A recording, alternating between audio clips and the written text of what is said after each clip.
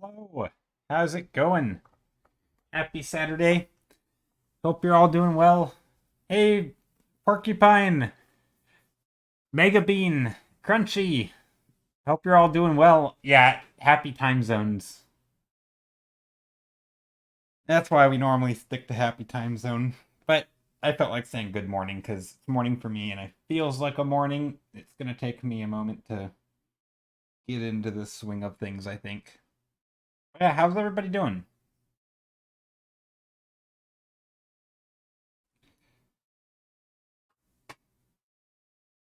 What's everybody up to today? What's the plan? I think the plan for me, I actually really like these brushes that I played with. My only issue is that it looks like I have bad vision when I look at it because everything's so dang soft. It's just like painting with a soft airbrush. And this was the hardest of the brushes that there was. So there wasn't a good option to like get in there and make defined details unless I just went really small, which I think is okay. But I could have just used like the brush that I would normally use as like a this one is like a you know hard edge detail brush, and I think it would have been better. Doing well, working on animation homework. Nice. I've had your daughter over today, so I'm exhausted and sitting here and vibing, arting along. Nice. That sounds like a good day. Tiring, but good. All right. Anyway, yeah, I was happy with this piece last. I don't know why I said anyway. Anyway, but yeah, last stream I was pretty happy with this piece. I feel like maybe it was because I got out of my comfort zone with different brushes. That it's kind of I don't know. It sort of forced me to focus on something other than painting, and so I ended up painting something I'm happy with. I don't know what the explanation is, but I like it. I think also it's kind of a happy accident, I guess, with the colors. I did some overlay, the blue overlay at the end that really added some fun little gradients. I liked it. I was happy. So yeah, I think I'm gonna try to do this once a week, which is use new brushes, hunt down new brush packs, um, that kind of thing. I might even start buying brush packs for stream as like a test. So if anybody has any brush packs that they had their eyes on but haven't decided to buy,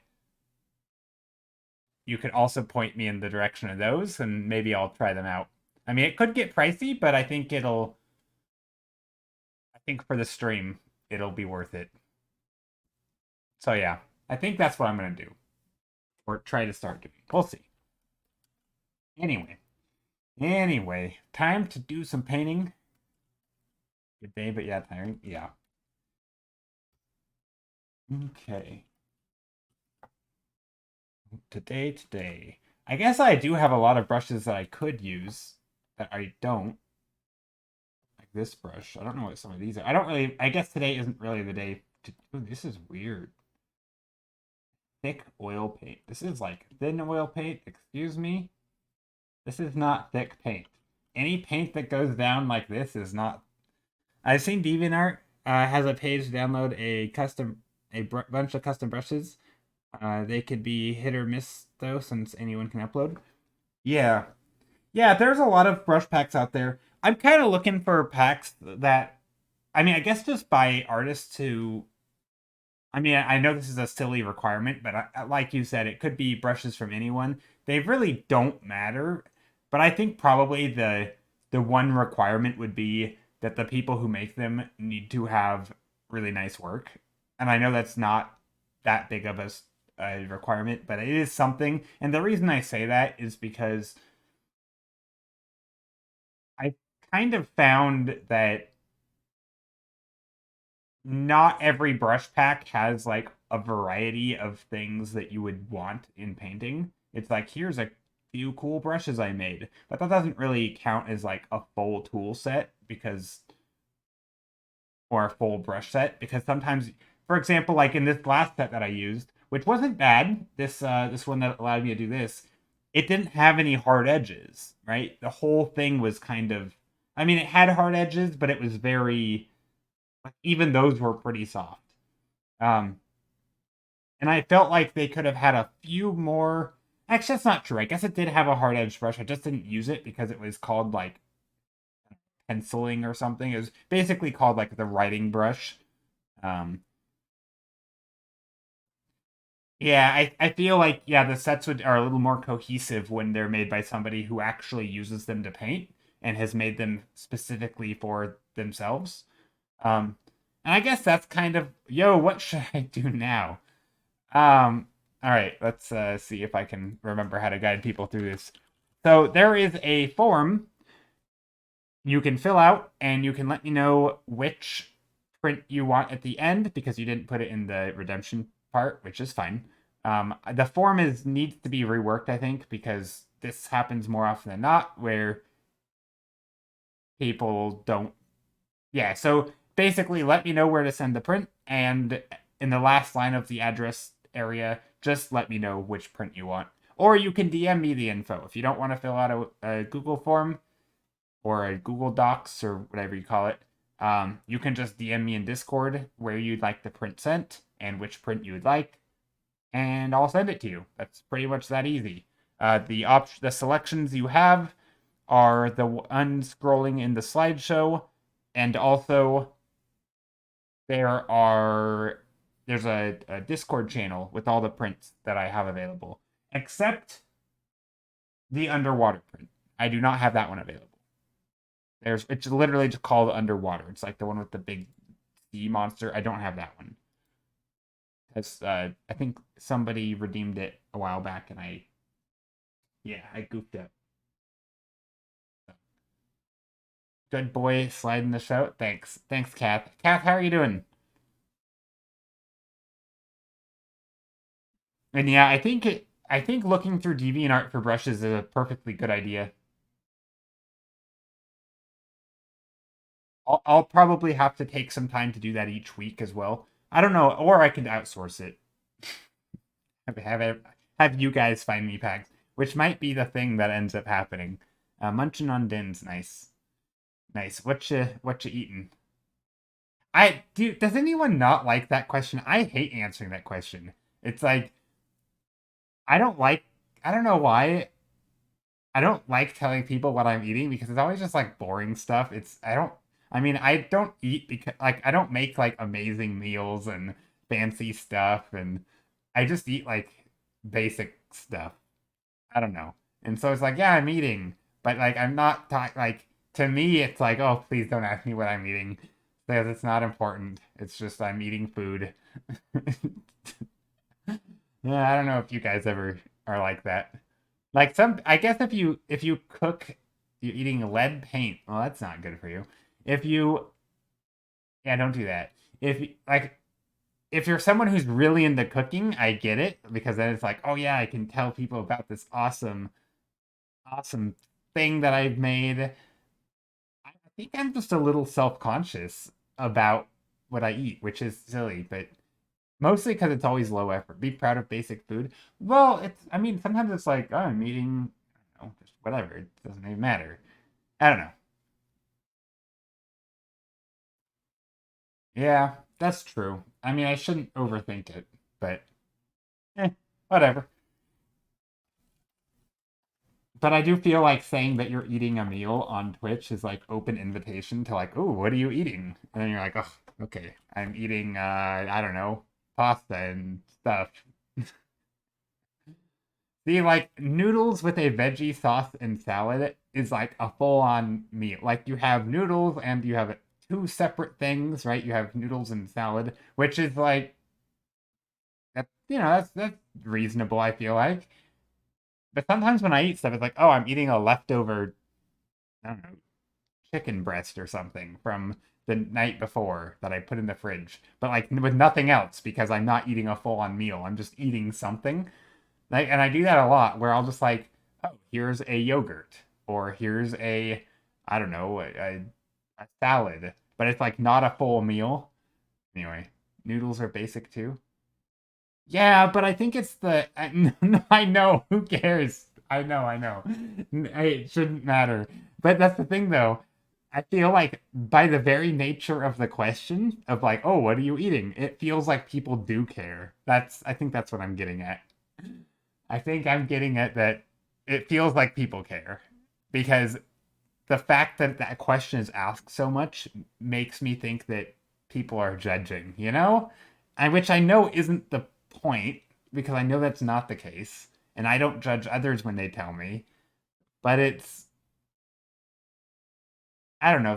I feel like there is a mild comparison going on. Like, if every time someone's eating, like, yeah, I'm eating, you know, this 5 course meal, and you're like, oh my God, how, anyway, I overthink it. Okay, anyway, time to art. We're gonna do some arting. Also, this brush is weird. I don't know how I feel. Oh, not that brush. Let's try to use this brush.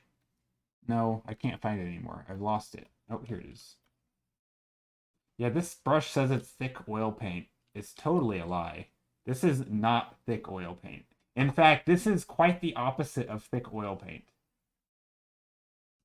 Look at this. Also, this is kind of cool. I don't know how that works.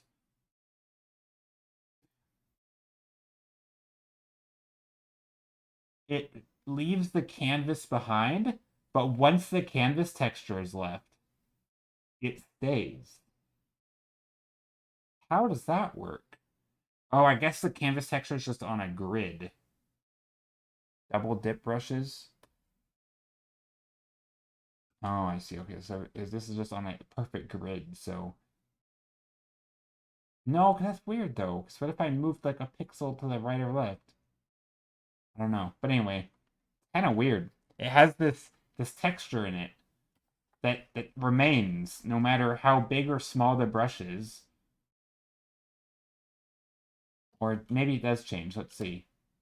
Whoa! Okay, yeah, it does change. That's gonna lag my computer. Please don't crash, computer. Oh no, what have I done? What have I done?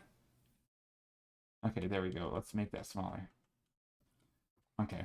Anyway, in my program, the canvas is paper texture. I see. That's cool. What program is that?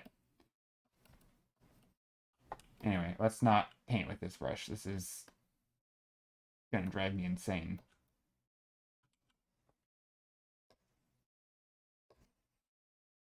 Coral painter seems like a double dip brush. A double tip. Yeah, yeah, maybe. It could be double tip. Yeah, it definitely could be. But anyway, it was just interesting that the canvasy texture was consistent, so that it was all like. Oftentimes, when you have a, how do I word it? So like, take this brush. If this brush has a texture, right? But if I go really hard, the white dots between it, right? If I press really hard, these white dots disappear, right? And I can eventually cover them all up if I try, right? I have to, move my cursor around and stuff. If I purely go back and forth, it may never go. Whoops, I guess it did go away.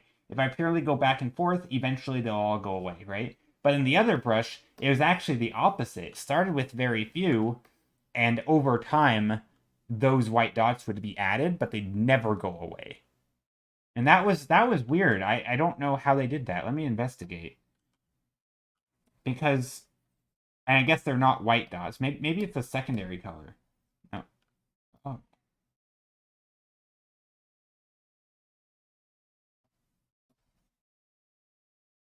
Okay, so it does have a secondary color, but then it has a black that it adds. So yeah, it must have a second tip. It clearly has a secondary color, but then it has a, here, let me find the thing. Amount of paint, color stretch, brush density.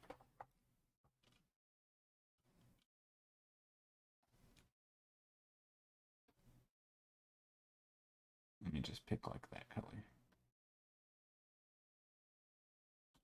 What if I do like low paint? It didn't change anything, did it? Yeah, that didn't change anything. Low paint, high paint. Literally not a change. Okay, so that doesn't matter. Color stretch, 0. What does that do?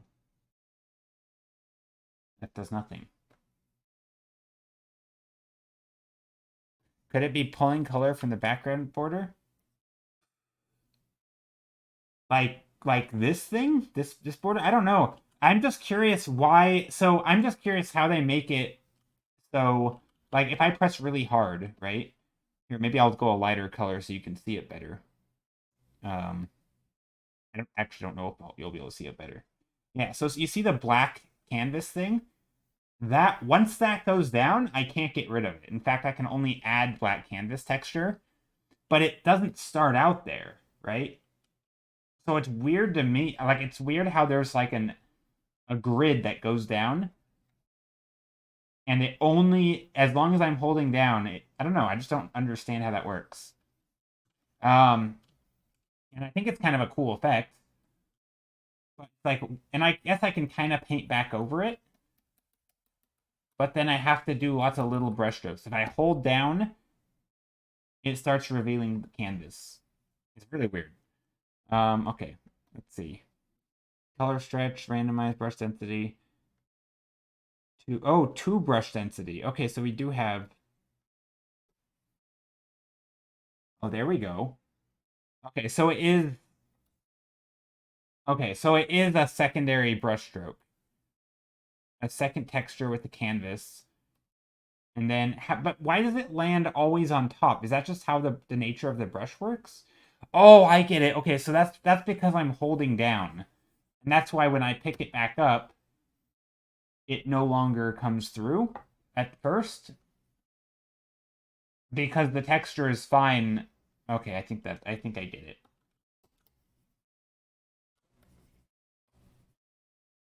I think I get it.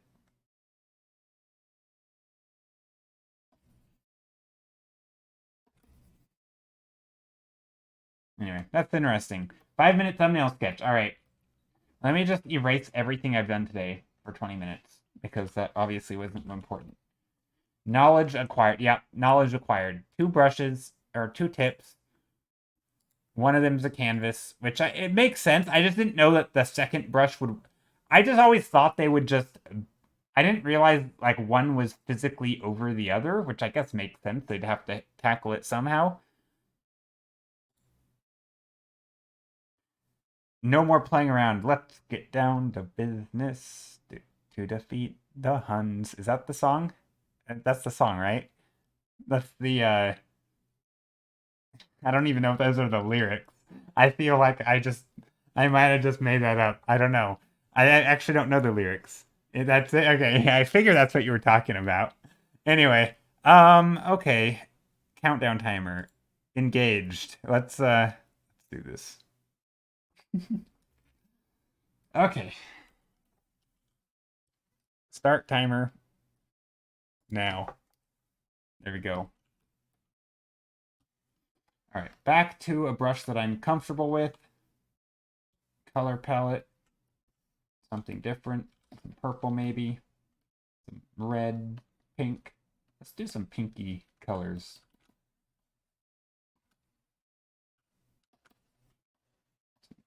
Brush. Maybe we get some blue in here. Ooh, okay, I don't want to go too low on the horizon line. Hey, Elsa Deek, how are you?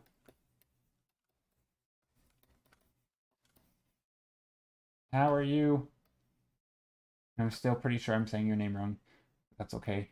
I feel like at this point, that's just your name on stream. Thanks, mate. That's good. Glad to hear it.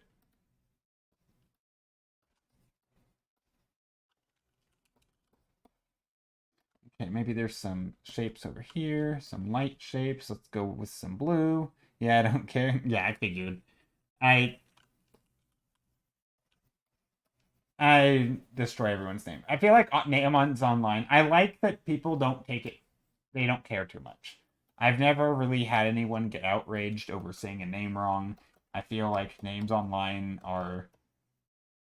I don't know. I like that it's people more or less just don't care. It's like there's an acceptance that people suck at saying names, and Yeah, I like it. It makes me feel right at home.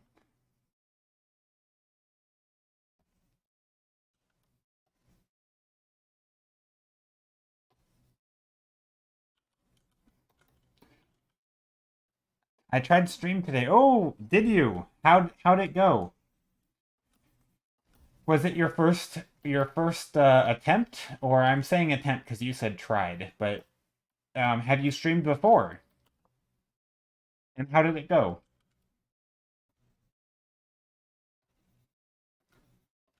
Streaming can be hard at first because I feel like you have to kind of because there's nobody there. And it's really hard to stream when there's nobody there. And it's because of Twitch, it's not like people just really just show up. I mean, sometimes they do, but rarely. Let's see. I'm wasting time. Let's try to go into the blues, get some fun colors. Oh, I know, I know. Okay. I'm gonna do some overlay. Purple.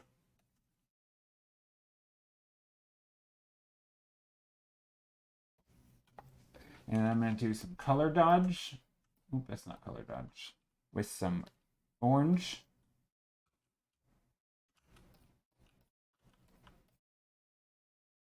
Yeah, my first time I had some difficulty setting everything up, but then I had issues.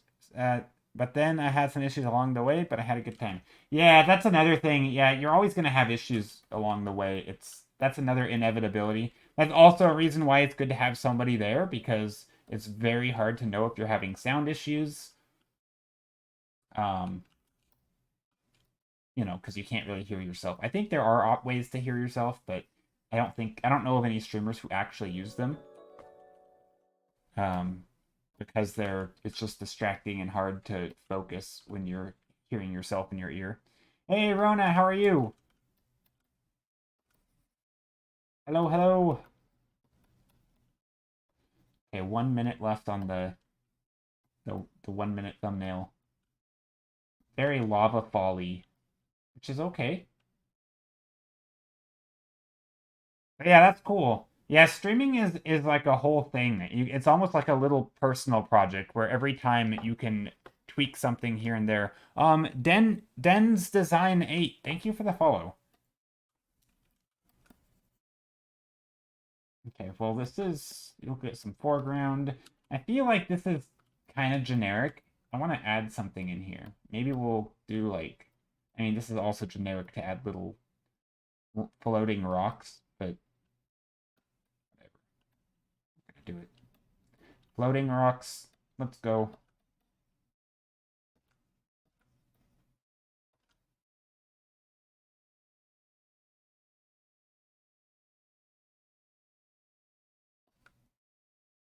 Seconds. Okay. So here we go. That'll work. That's something. I guess I could have put some blue in there. I think I'm having a hormone low. Someone send serotonin, please. Oh no, Rona.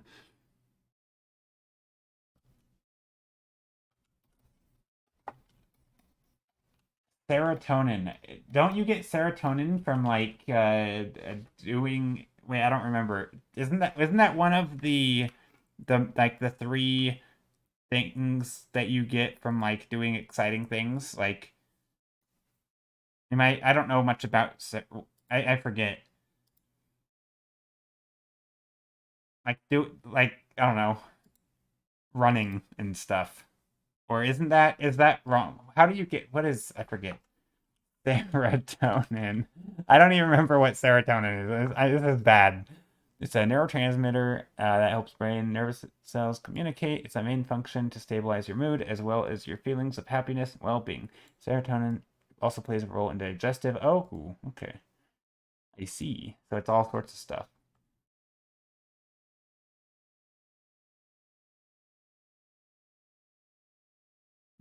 Okay.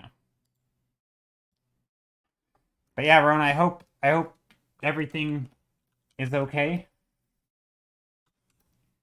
All right. So anyway, there's the 5 minute thumbnail. I'm just gonna put that as that and turn off the timer. Alrighty, timer done.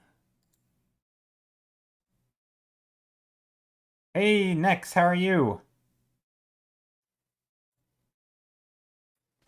So it does basically everything.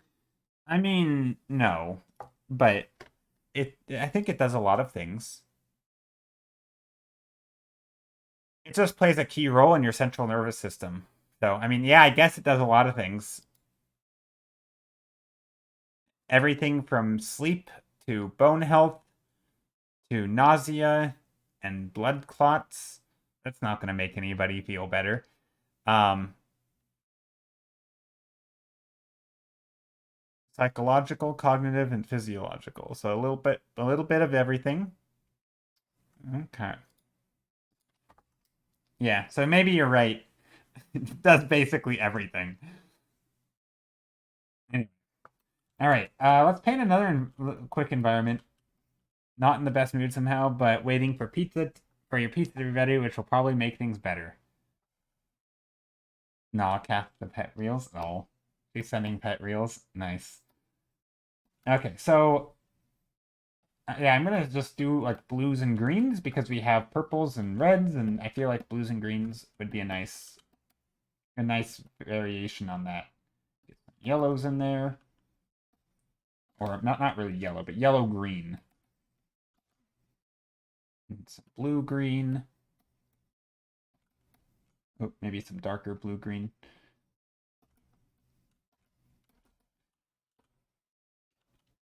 I want to do a lot of stuff with like glowy lights today. I think that's just the mood I'm in. I almost just said vibe I'm in, would have been fine too, but I feel like I want to stop using the word vibe so much. I don't have any real issue with it, but I do feel like sometimes it's silly. I don't know. Sometimes I catch myself using the word vibe way more than I'd like, when really I just mean mood.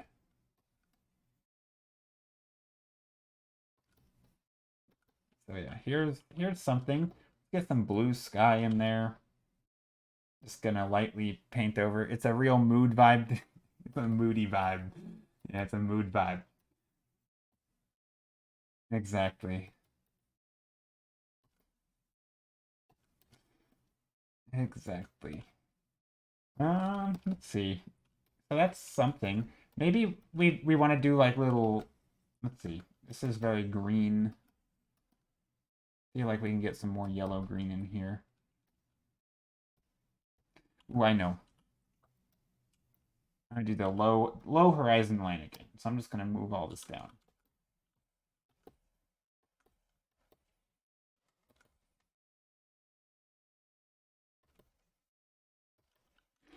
And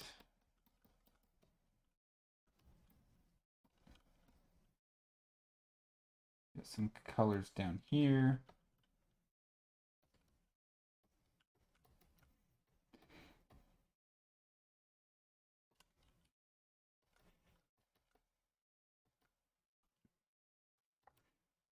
But yeah, I want to do some color dodgy, super vibrant colors. So I guess that's what I'll do now is just color dodge the heck out of things. Maybe use some yellow.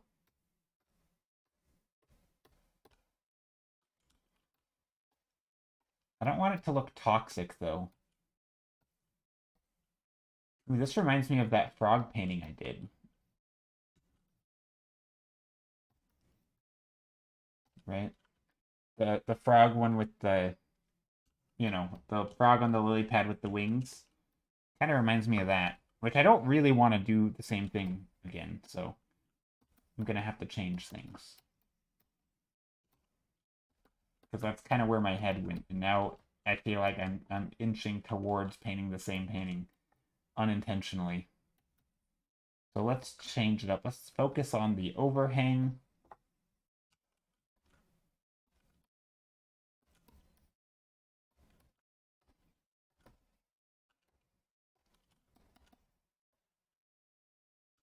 Or maybe we can do... Out of curiosity, do you like drawing mushrooms? Um, I don't mind drawing mushrooms. I know some people on stream don't like seeing mushrooms, so I typically avoid them if I can, for that reason.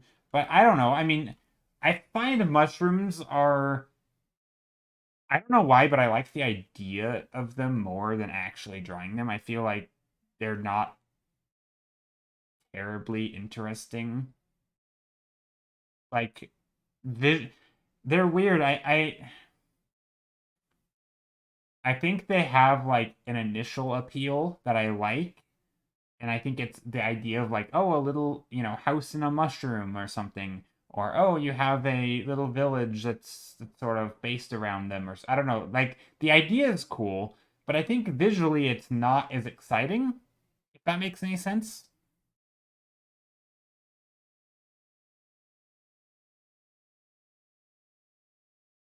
So yeah, I don't know how that works.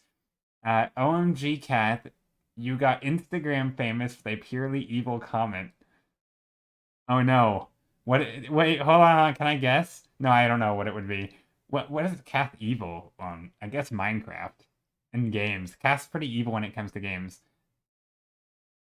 If I got famous for anything, it's gonna be something like that. Okay, now I'm curious. Cath, what did you get famous for on Instagram? Did you like make some? I don't know. Okay, are we watching real? Okay, comment section to get a new daughter. Oh no. Dang, that's a lot of likes.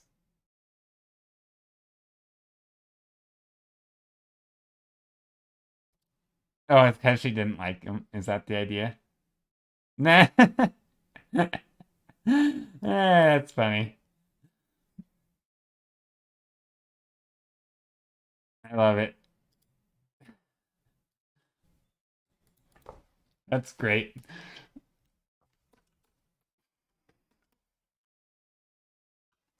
The girl called Pikachu a kangaroo? Dang. No, I said the comment. Time to get a new daughter. I think it's funny. It's not that evil. It's a joke. I don't know. Yeah, anyway. Yeah. But no, it is funny. I was looking at the likes. You're right, though, Rana.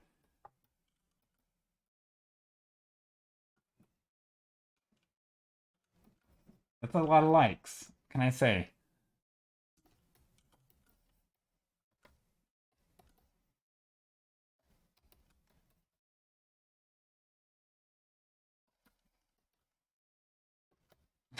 Calling Pikachu a kangaroo.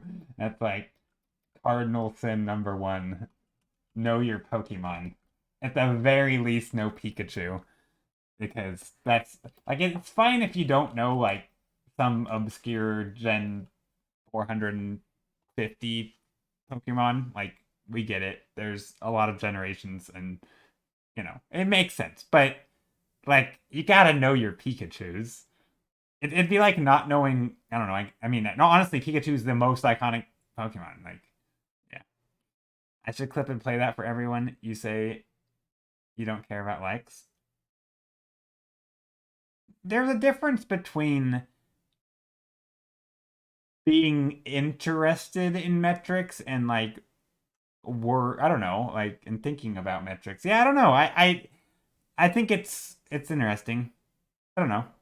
Yeah, I don't really care about likes though. I don't know how to say it in like a I mean I feel like you have to take into consideration like my sort of how much I worry about stuff in general. And amongst the things I worry about, likes are I would place pretty low.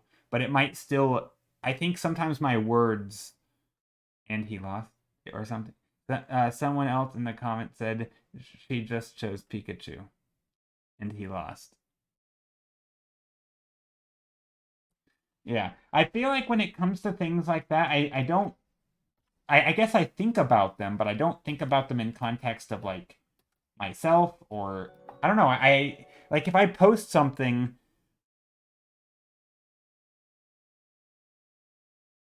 sometimes I'll just like go away for, 6 hours, and then I'll come back and see if I have any comments or anything. And if I do, then it's cool. If I don't, I don't know. I feel like I don't like watch the likes go up and like, ooh, and I don't know. If I have a lot, I have a lot. If I don't, I don't. I don't know. I don't really think about it in that way. But I do think it's interesting. I feel like social media as an idea and just as a thing is interesting to me, and I do like, yeah, I don't know. So I like it in that regard. But yeah, dad should have educated her better. Yeah. Uh, I see a Pelidos. A Pelidos. How are you? Hope you're doing well.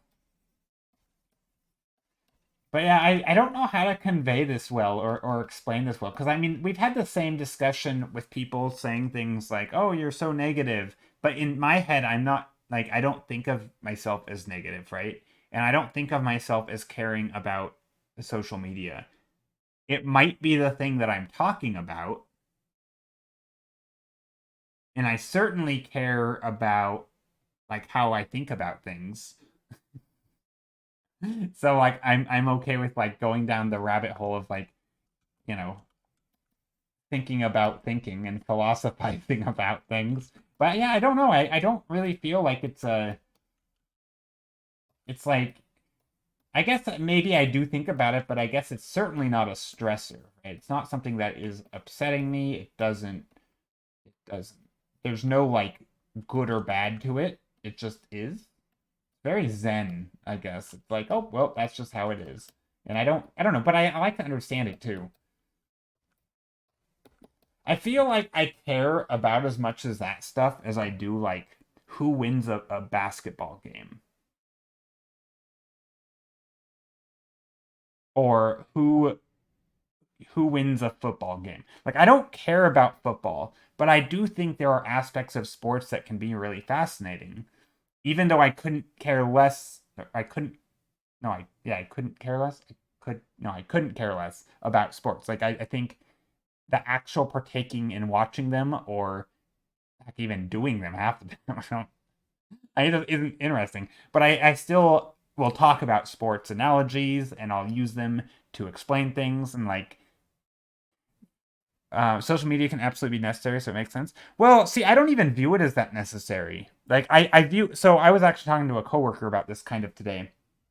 I feel like me personally, I use social media for two things, right? One is more or less a as me putting stuff out there like here's a thing I made or hey I'm streaming come follow me or come hang out or whatever, right? Or here's something I did, and along the lines of that, well, I guess that's like all quote unquote business related things or art business related things that might also be fall in the category of like questions like hey what's everyone's favorite brushes or you know what would you tell yourself if what would you tell your younger self when it comes to art or something like that. Like I use it for like art stuff, right? And then the other way would be, I guess you could call it news, but basically information in sense like, oh, Discord's down, let's go see what Twitter has to say, right? Is it just me or is Discord actually down? Or oh, there is some big thing that's happening real time, let's see what Twitter's saying about it, right? Because people from all over the world can chime in. So I like that aspect of it. Um, but neither of those really. I don't think about like the followers and likes in regards to me. Sometimes I'll look at a post and I'm like, dang, that post blew up, and like, how did that happen? Or how what makes it one post do well and another one not do well, and understanding how the metrics work. So I like social media and I like to understand how social media works, and a lot of it works based on those metrics. But I don't actually care about them that much. I don't know. Maybe I do. Maybe I'm just lying to myself. Maybe I actually no, I don't know. I feel like if I cared, I would get stressed out when things go wrong, and vice versa, right? And I don't really. Like to me, I feel like things I care about have the potential to make me upset, right? Like on some level because I like, I don't know, I guess making a nice painting with art, right? There are days where I think I can get upset if I really care about making it look good, which is rare. Normally I care more about other aspects of art. I care more about having a good time chatting with you people and hanging out and like I care about stream quality. So if stream quality goes crappy, that actually makes me annoyed. Like I really it raises my blood pressure. Uh so yeah, stream cutting out, stuff like that, definitely stressful because that's something I do care about when I set out to stream. I care about having, I don't know, yeah. So yeah, thanks for being here, everyone. I appreciate it. Kat just sent me a hand-drawn little flower. Classic cat. No. I don't know. Is anyone else like me? Wait, so basing my self-worth on the amount of likes I get is a bad idea? Dang. Which superficial value should I base it on instead? Exactly, next. Yeah, I mean, you say that, but I think a lot of people do. I mean, in the same way, so I'm going to make an analogy with art here. In the same way that people care about the outcome of their art, when I think that is the wrong thing to worry about, right? That's the wrong metric. You should be worried about, like, each step of the process so that once you decide to move on, you're like, I did the best I could in that moment, and then you move on. And the end result will be a good painting, probably, because you focused on the step by step stuff. But it's not really a big deal if the step by step or if the end painting doesn't work, right? Because that wasn't the goal. The goal was to sit down and have fun, or also maybe focus on certain skills, right? Break down the fundamentals. Um, and so even if the painting doesn't turn out great, there's still all those other things that I quote unquote succeeded at, right? Like I've succeeded on having a stream where people were chatting and engaging and I drew some stuff and I talked about painting or talked about things that I value. Um and I think I don't know, I feel like when it comes to art and social media and a lot of just online stuff in general, I don't place the end result of any of it very high because it's just like I know deep down that it's kind of like, I don't know, it's not that important. Like it's a small portion. I always talk about, like, if you have this whole pie of like all these different little facets of life, I feel like things like social media and online stuff in general, like it's like a tiny, tiny percent, right? It's such a tiny percent that even if that little thing goes rotten, it's like, okay, it's not that big of a deal. It's like a tiny little portion, right? It's like picking out an apple at the grocery store that might have like a leaf on it or something, and it's like, oh my gosh, I can't eat that part. Or like a little spot on it, right? It's like, okay, whatever. You just eat the rest of the apple, right? Not a leaf. I don't know why I said a leaf. Anyway. So yeah, Captain Mega Bean, take care. Have a good one.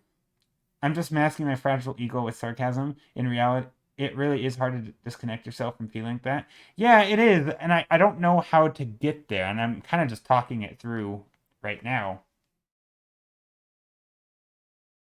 That being said, it depends on what kind of freelance artist you want to be. Um, some have little to no social media presence.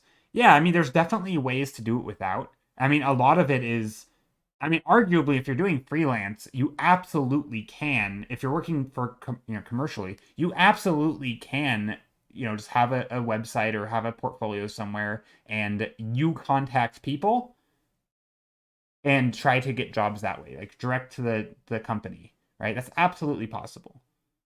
Um, and even in freelance, like freelance isn't the only way. There's also just what independent artists, which would be, to me, I feel like independent artist is what you'd pretty much need an audience for, which means you're creating some product and you're marketing it to people and they're buying from you. You essentially are becoming your own independent business. I feel like that is where social media would come into play, but that is one super specific niche. I don't know. I mean, I guess in the age of social media, YouTube, and yeah, you like 1 in 4. Thanks. It's the only ones I've done today. But yeah, I guess in the age of online stuff, it's very easy, I think, to think that online is that important because everything you've learned about art is from online. But there is an entire world of art that isn't online and that people, I mean, yeah, I mean, I guess the story I would use, of course, anecdotal evidence here, but I was walking down my street and I saw like a little wall mural thing on like and down a little alleyway, and it was on a business, right? It wasn't actually in an alley, but it was on a business, and the guy put his Instagram handle or whatever, and I took a photo of it, and when I got home, I went to Instagram and checked out his Instagram handle. He had like 500 followers. And my point is, this guy is clearly getting local work in my community. I and all of his posts, which weren't very many, were all like actual things he had done in real life, like for people and commissions and stuff like that. Like he is seemingly getting work, and his social media has nothing to do with it, right? His social media is just, I don't know where maybe he's bigger on Facebook or something, I don't know. Or maybe he just goes and talks to businesses and he's active, and he does that. Like, but my point is, while he does technically have a social media, that has nothing to do with him getting work, right? And I think there's lots of ways to do that. And I think it's kind of a lie that social media is super important. I don't know. I still think you should have one, and not should. I mean, I don't think it's hard to thumbnail 8, please. Ooh, okay. Wait, isn't that the one we did? Half. I think that's literally the thumbnail we painted. Isn't it? 4. Oh, 4. Thumbnail 4. Okay, okay. 4. I'm like, wait, 4? Yeah, or 8. Yeah, okay. Yeah, I can do this one. Okay, let me see. I read that wrong.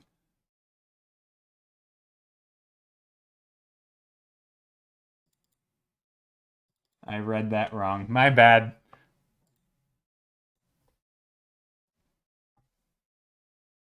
You dyslexic boy. Yeah, maybe. Maybe. 5 from the same batch. Dang, crunchy. 5 and here we go. We're cruising with thumbnails for today. Copy, paste. Copy.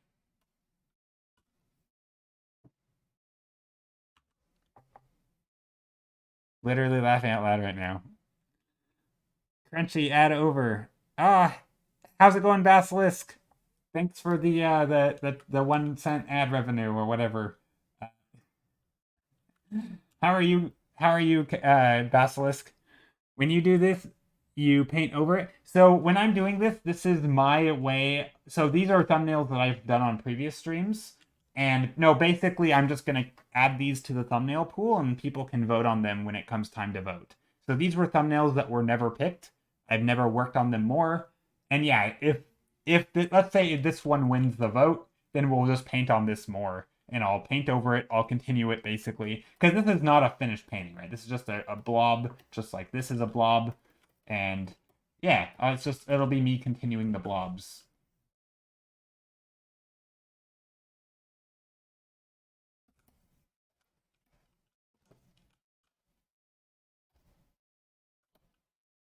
Pretty blobs, thanks.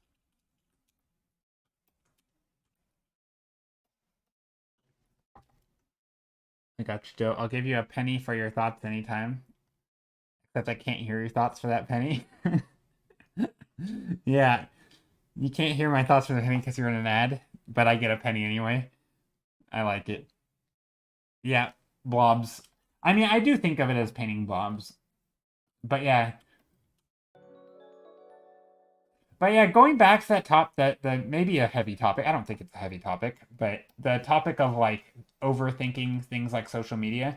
I don't know how not for that to be like a negative thing, but I do feel like it's not for me. I mean, maybe a little bit. I do think Reddit has the potential to be a little negative on me because one, I spend too much time there, and sometimes I find myself like annoyed at other people's sort of responses to things. I'm like, wow, like get outside, people. And then I'm like, wait, I need to get outside, you know? So it's like, I do think sometimes Reddit potentially has the, or not even just Reddit, but like Reddit art. Reddit's related to the things I like can make me a little annoyed. Um, yeah, they really are negative hive minds, and it's not good. I only stick with art because sometimes it raises interesting questions that, and initially it was takes on subjects that I had never really heard before, like people worrying about, like overly worrying about which pencil nib to use or pen nib to use. Like I never even considered that that's like an issue in people's lives, you know? It's like, okay. Or people like I don't know, I'm trying to think of things. But yeah, just people hyper fixated on very specific aspects of art that it's like, oh, that's an interesting take. I didn't think about that. Or people will recommend other artists and I haven't heard of any of them, right? And I go and look at what people are recommending and it's like, oh, these are way different than I would ever think about, right? I would never have even wandered into this little circle. And initially it was like stumbling into this little bubble, like you said, like a a little hive mindy thing, almost like an alternate universe, right? Of this self-contained bubble, and you walk into it and you're like, holy crap, this is bizarro land. And it's kind of fascinating at first, but then you realize, like, oh my god, it just doesn't change. So yeah, I think it's time to probably drop that subreddit.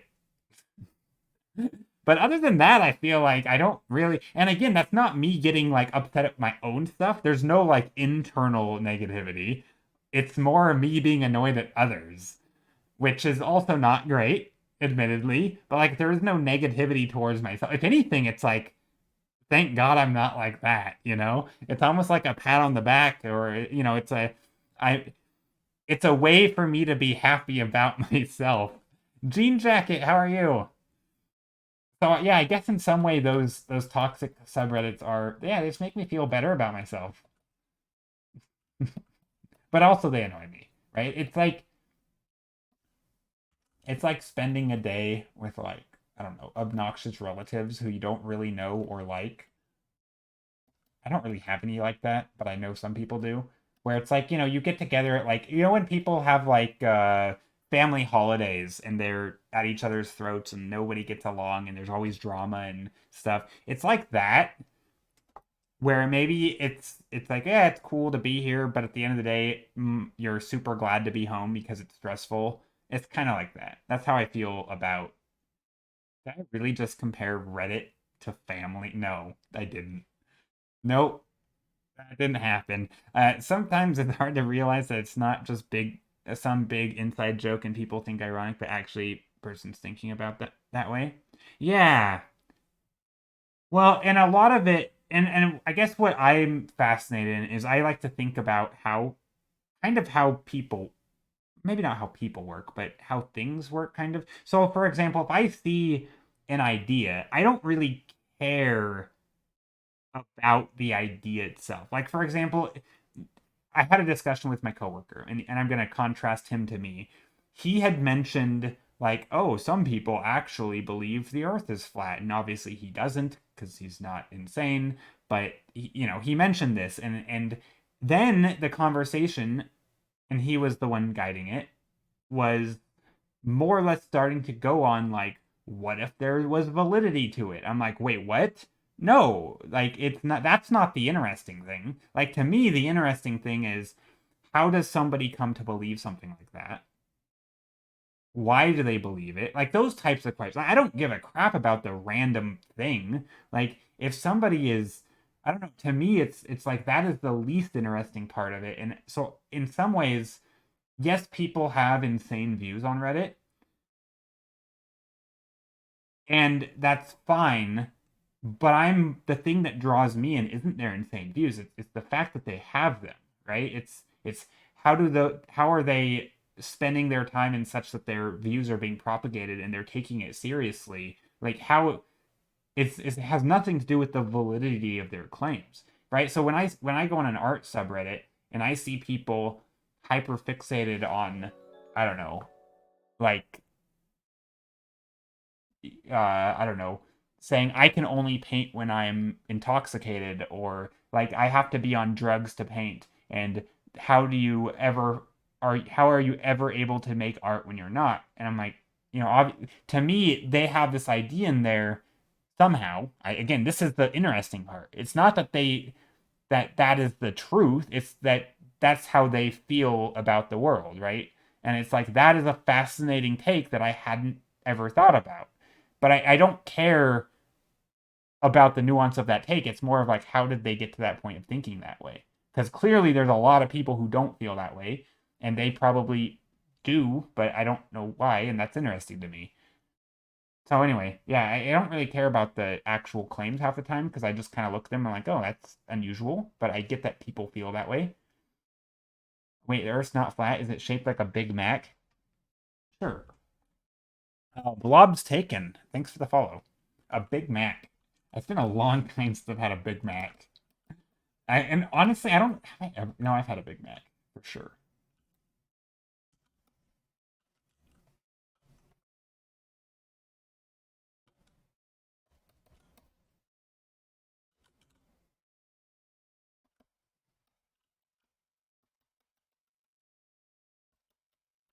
But yeah, how are you doing? Blob is taken. How are you today? Hope you're doing well.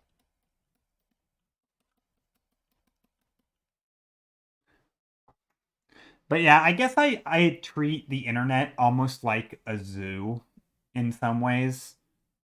Except for this chat. This chat I feel like I'm connected to when I like it. But I think just like random forums or social media, in some ways I treat it a little bit like a zoo. Like, oh look, those animals are fighting. Okay. Like that's just clearly a thing they do, right? Because they're maybe for whatever reason. Or you're kind of just observing them. It's almost like I'm not part of it, right? I'm even if I'm interacting with them, right? Maybe I'm tapping on the glass or waving at them and they're waving back, or maybe even you're having a direct communication somehow, but you still feel like you're an observer, or at least I do. And it's like, look at this world out there, kind of. I don't know. I mean, I definitely get sucked into it in the moment, but I feel like I have enough periods where I can take a step back and it's like, oh yeah, I'm just kind of looking at these people argue.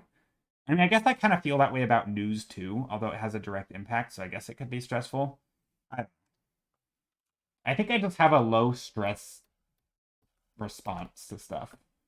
I don't know. I'm sure there's some sort of thing. Maybe I'm broken. It's some sort of low stress in a good way, I guess. Maybe a good way. But yeah.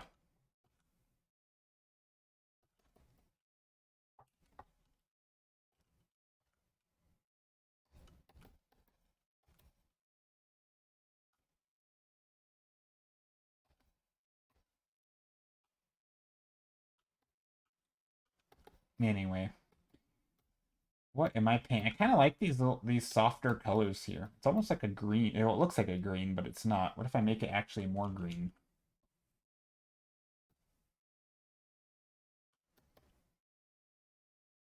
Hmm. I don't know what's going on here. I don't know what this is. Whatever. We're just gonna leave it like this for now, and we'll figure out what we want to do with it later.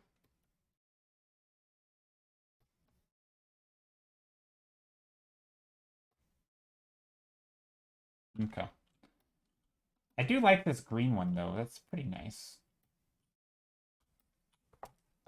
All right. Thank you for the follow. Ch ch Chaminis Chaminis 6. Is that how you say your name? I don't. That's probably not how you say it. Man is 9. Shaman I6. Chaman I6. No, I don't know. Yeah, how do you say your name? Or maybe it's all one word. Chaman6. I don't know. Thanks for the follow. I appreciate it. I hope you're doing well today. Also, I probably feel like people don't like to follow because then I just call out their names and then they see me struggle and it calls attention to them and then it makes them stressed out. I don't know. Is that a thing? Has anyone ever not followed somebody because of the way the streamer interacts with them? Now I'm curious. I'm sure it's happened. It's probably happened to me. Is that a thing? Maybe it's not a thing. Maybe I'm overthinking that. I feel like it's probably a thing. And I am kind of the philosophy that like if there's a thing that happens even one out of 1,000 times that you can just not do. Not me. I've already accepted my fate. All right. Good to know.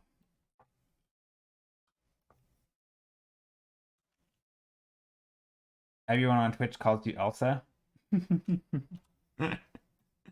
I don't just mean the way they pronounce your name. I've not followed a guy because I did not like the way his way of interacting with chat. Yes, okay. I've unfollowed someone for pronouncing my name wrong, even after I've corrected them a few times. But those are rare cases where I wasn't really feeling the stream as well. Oof. See, that's hard because I have no idea how to say your name.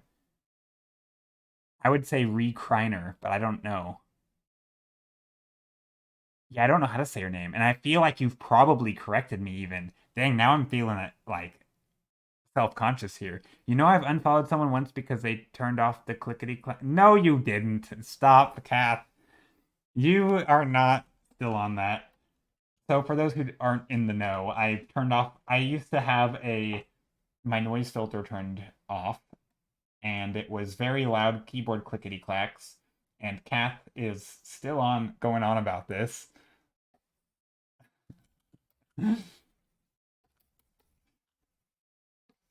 She really likes ASMR, and that's okay. It's just not in my stream because I don't. So that's fine. I will never not be going on about that. It's okay. It's okay. You like what you like. Re is pronounced re cry ner yes. Wait. Re cry ner. Re criner. Re criner. Wait, did I say that right then?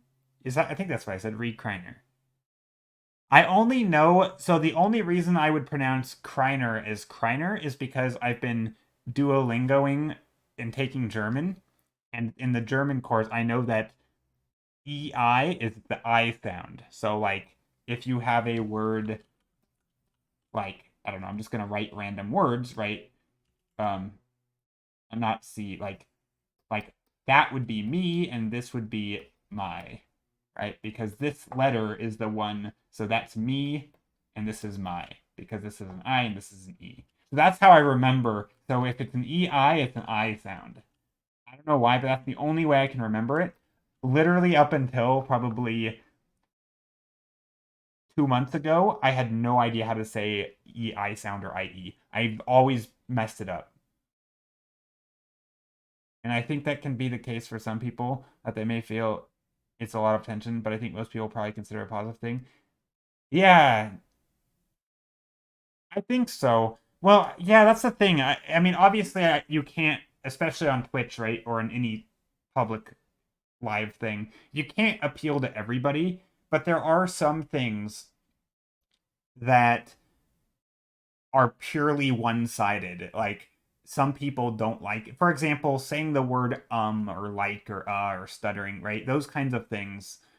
I don't think there are people who look out streamers who struggle to speak, right? I don't think that's a thing, but there are probably some people who will not stay in a stream if you're stuttering or speaking weirdly. And I know stuttering isn't that I'm not using stuttering like the actual people who have actual issues with stuttering, like because that's a real thing. But I'm talking about more just adding in filler words. I guess that's a better way to word it. I think I worded that poorly. So if you're using words like or like a lot, which I probably do, like understanding that some people will probably leave the stream. I think that's normal. You mean what you're doing now? Yeah, probably. I mean, everybody will do it a little bit, I'm sure. But my point is that I think some people will leave because of it, where there will be almost no people who follow a stream because of it, right? So it's basically always in your best interest as a streamer to get rid of that behavior, right? Sort of with like bad audio, right? If you have really bad audio and you can't hear the streamer over the music, that's not going to be a selling point, right? 99 times out of 100, that's going to turn people away and not draw them in, right? So those are things that I would focus on. And I think Clickety Clack fell into that category. Sorry, Kath. But I do think interacting with people and, talking to them a lot and saying their name even maybe wrongly or welcoming them in very loudly. I don't know. I'm kind of mixed on that. I think some people probably do like it, like Rona said, and I think some people probably don't. And I think that's just going to be a thing that some people have to deal with because I don't think.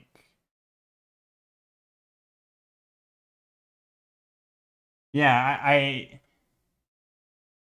yeah, I think that's just a thing people are going to have to deal with on some issues because I don't think there's a right or wrong answer to those. But I think is a right or wrong answer to a lot of them, right? It's sort of like with art style. I guess you can call it streaming style, right? There's a lot of there's a lot of art style issues, like your anatomy is not amazing or something like that, right? Maybe because you don't understand the fundamentals of drawing form in 3D, right? Or maybe you don't understand lighting forms in three-dimensional space. And so your shadows are inconsistent and your lighting is inconsistent.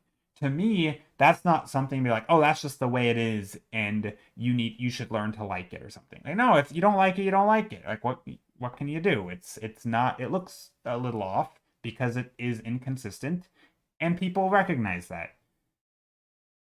Think I dropped my wallet. Has anyone seen my wallet? What? I missed something.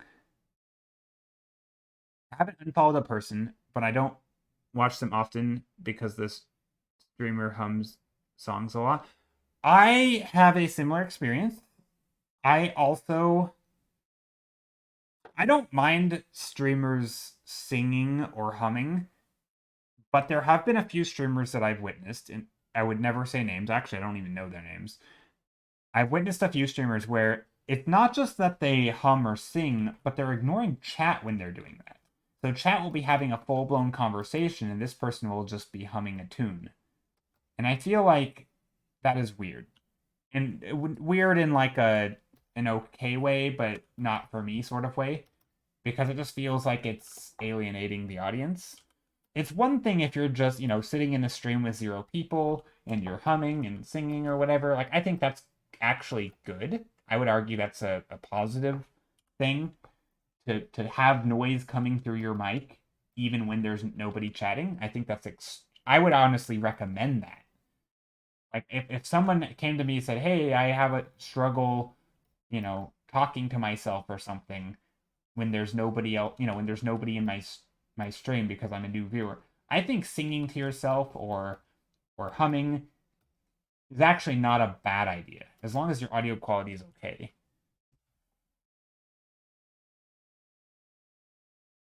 Oh, the drop your wallet Batman. Gotcha. I don't know why I didn't connect that. Yeah. They probably hum when they focus on doing something. Yeah, and that's fine. Not everyone likes humming. Some people are bothered by silence. There is a copy strike if they are too good. Yeah, you can't please everyone. Copy strike if you're too. No, well, so the humming, I don't think it's just about silence. It's about a cue that you're there. It's the same reason that cameras are good, right? So if we're talking like fundamentals of streaming, letting people know that you exist or that you are there and that you're ready to be interacted with and that you're attentive or something, that is important, right? This is why people say don't stop talking, right? Keep things that way when people tune in, they don't have to be the engager, right? They can join in the conversation no matter what you're talking about, right? Or they have something to focus on. right? Or at the very least, have a camera so that they can see that you're moving, right? It's not just an empty chair, right? They can see you're there. They can, so even if you're not talking, they're like, oh, this person can be interacted with, right? But if you have no camera and you're not talking, right, then you need some indication, right? It could even just be a, that could be a note up in the top that says, hello, I'm here, you know, or something. Like it could be anything, but some sign of life beyond just, I'm just playing my game or just painting my picture. So yeah, I kind of think of things like that, where it's not so much about, oh, people don't like silence. It's that you're trying to get people to interact with you in some degree. And this is very meta when it comes to streaming. Talking about streaming on stream is I don't know how I feel about it. It's 1915, like World War One. What are we talking about? What's happening here?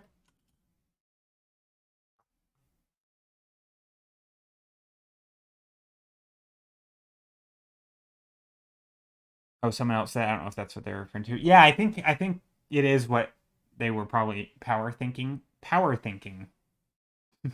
Maybe, yeah. Power thinking. Is that what you call it when you're thinking really hard, but so you start humming? I mean, I'm okay with that, but yeah, I don't think that would be good to do if you have people trying to talk to you and you're ignoring them to hum. I think that's a little alienating.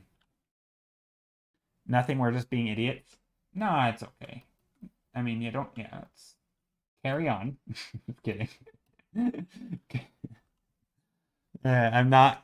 Yeah, I was tempted to agree, just jokingly agree, but like, yep, no, but no, I don't think so. I think I'm just confused. I don't think you're being idiots. I just don't know what's going on. I can't judge if someone's being an idiot when I'm this lost. Ooh, I do like these dark colors here, though.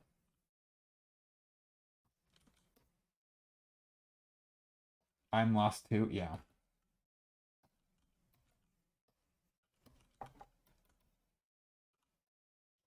The animal analogy is real.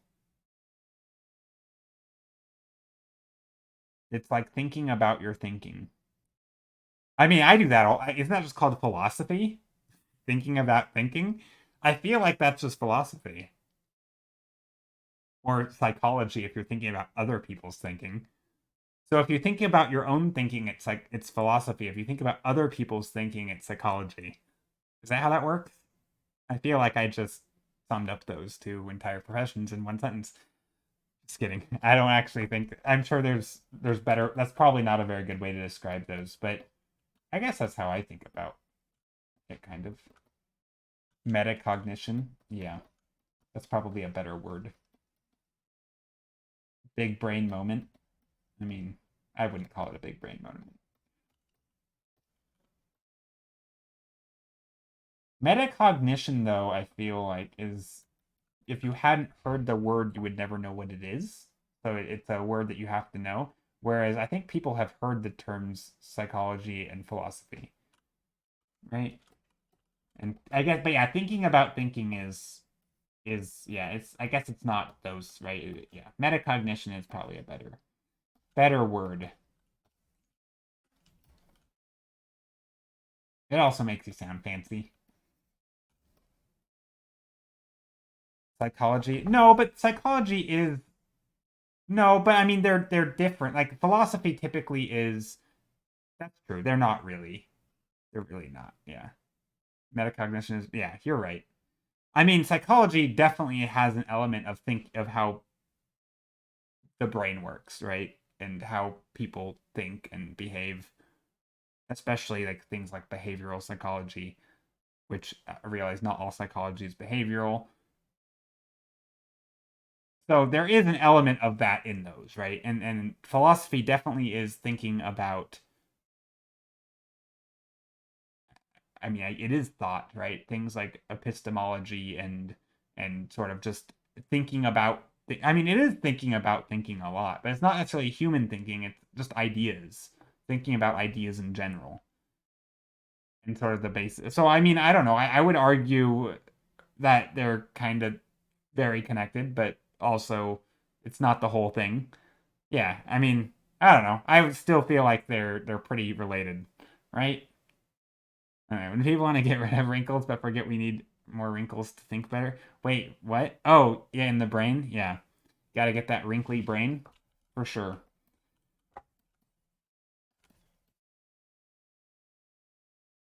I mean, philosophy can engage with all sorts of thought because it's I mean, anything from argumentation to just it's playing with ideas, right? And I mean, maybe an analogy in the same way math plays with numbers, psychology or not psychology, philosophy plays with ideas, right? But it's not just any way of thinking about anything. There's ways to think about stuff that are logically consistent. Yeah, psychology isn't. Yeah. What do you mean it can't engage with politics? I mean, certainly you could understand why people do things or think things. I mean, I don't know. I feel like most fields of thought or most fields of study can interact with many things in life. I feel like it's very rare that you come across something. It'd be like saying math has nothing to do with politics. Well, of course you can use math in politics, right? For like what in polls and surveys and collecting data and analyzing data. Like there's always room for using some sort of math, right? You can always find ways and clever ways to use it.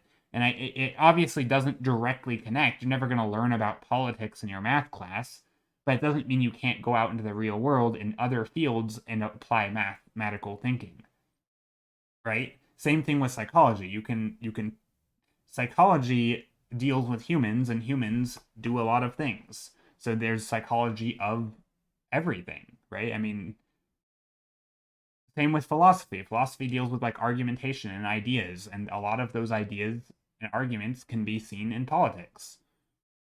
So I don't know. I feel like you can totally connect any of those fields. Like they're all like how the question of right and wrong is completely philosophical.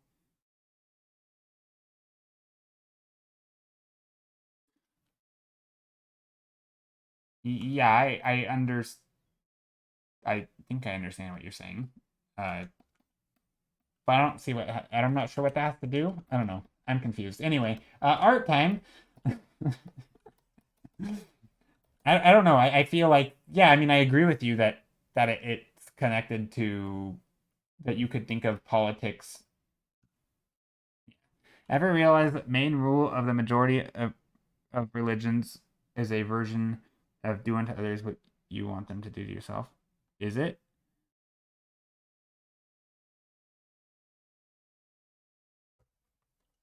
Maybe. I don't know. I'm not super well versed in different religions, to be honest, or just religions in general. I feel like I know a decent amount about like the Bible specifically, but even different religions that use the Bible, I don't know much about because they're all different. I don't know. Yeah, I don't. I'm not very knowledgeable on religions at all.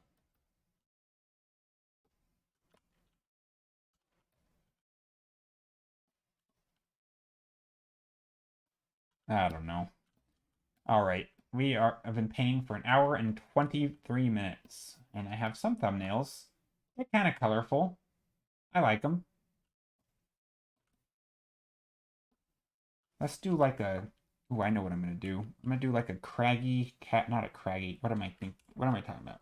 Let's do a thing. It's super interesting how various different cultures have all have mermaids and dragons in their lore. I mean, a lot of stuff also gets spread from cultures to cultures, or yeah. I mean, I don't know. Is it interesting? I guess it is. Are you saying like, isn't it interesting, as in implying there's some like missing puzzle piece, or are you just saying, "Oh, that's an interesting idea"? Like I'm always a little I never know online when people say, "Isn't it interesting?" Feeling like we're gonna segue into maybe it's an implication that dragons are, that they actually fly around and exist like that, or maybe mermaids actually exist because there's multiple lore about them. If that's where you're going, no, I don't think that's interesting in that regard. But but I think there is probably a good story of how and a good history of how those things come about. I don't know how they came about, but I would imagine there is probably some pretty good things written on that and how different, lores and religions and ideas propagate and start, and how different cultures have come about with similar concepts for different reasons, but then they, 100 years later they look like the same idea basically. But maybe they just got there in different ways, or maybe they got there the same way. I mean, I think so much of human history is looking up at the stars and making up stories. So it doesn't really surprise me a lot of times that people come up with the same sorts of ideas, like explanations for, thunder, or explanations for different things. I, I feel like that's not that. I mean, it's interesting, but it's not. I don't feel like it's some crazy big mystery. I don't know. It feels kind of understandable, if that makes sense. I don't know. I sort of have like a red flag that pops up whenever people are like, "Isn't it interesting how?" And then they say something that I feel like is inching up on like tinfoil hat time. Like, isn't it interesting how everyone says the Earth is round, but it always looks flat? Isn't that It's like, no, it's not that interesting. It's not. It's extremely easy to understand and explain. But isn't it? No, like, I don't know. I don't think that's what you're doing, but I can't help but start thinking about that whenever people bring up certain topics. I'm like, where are we going? Like, where's this conversation headed? No, nah, no inching. Okay, okay, that's good. Because maybe I just have it's. I thought the Big Mac. I mean, Big Macs are kind of round. They can be plump, juicy. Big Macs. Cool. Just cool to think about. Yeah. I mean, there's probably a lot of exploration into that, and you could find a pretty consistent understanding of why those things happen.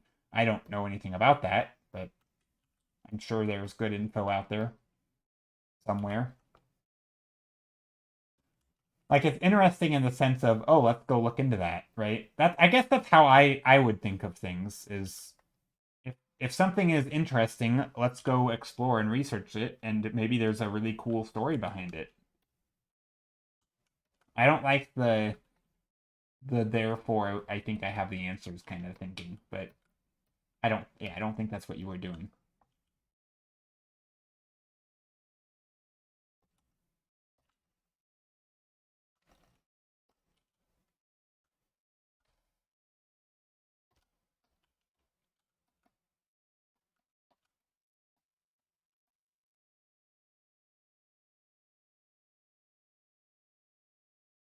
So yeah, I'm trying to draw some sky or something up here.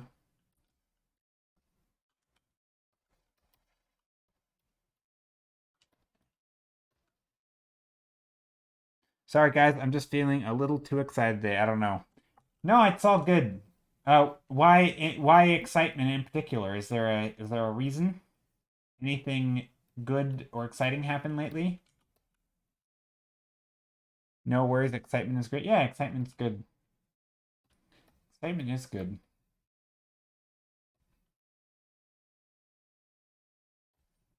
It's totally a dragon. Not a very good dragon. Oh gosh, I can't get rid of it. Ah, hold on. Rest in peace, dragon. Alright, goodbye.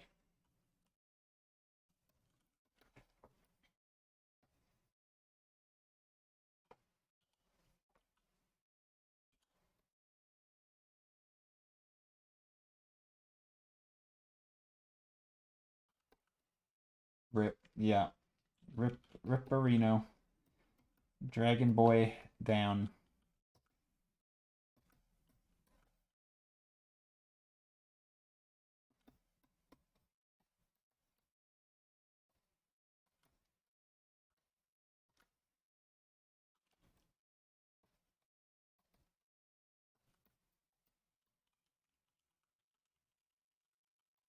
Hmm. So this is kind of interesting. I don't know if this works well though. It's kind of hard to tell what's going on, I think.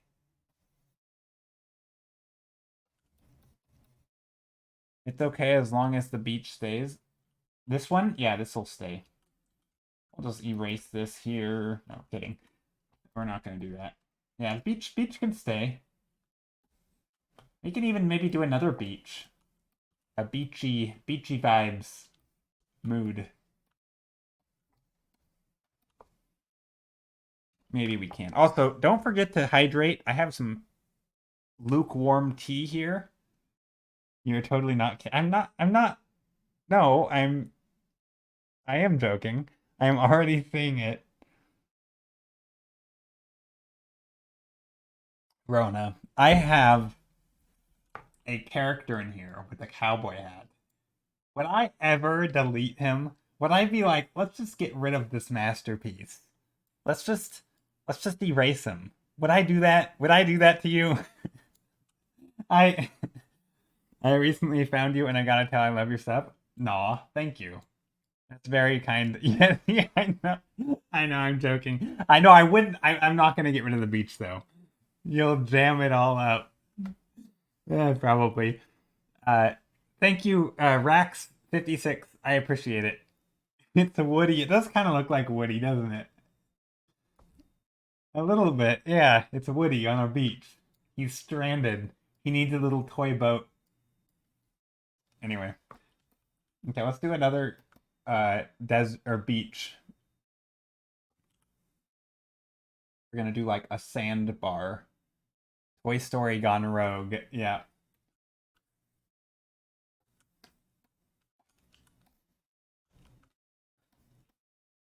Okay. Let's see. How do I want to do this? You gotta do a beach, but in a different way. Everyone should make that. All right, let's think. Beach. Well, let's just start with fun, sunny colors. So sunny sky, nice blue, deep blue sky. This is very beachy color, right? This one probably will change though, so anything good about this painting, just a forewarning, Rona, since I know you're afraid of me ruining things that are nice. I will probably ruin whatever good stuff comes in this one. Not once I start picking the thumbnail, but just early on. So just a fair warning.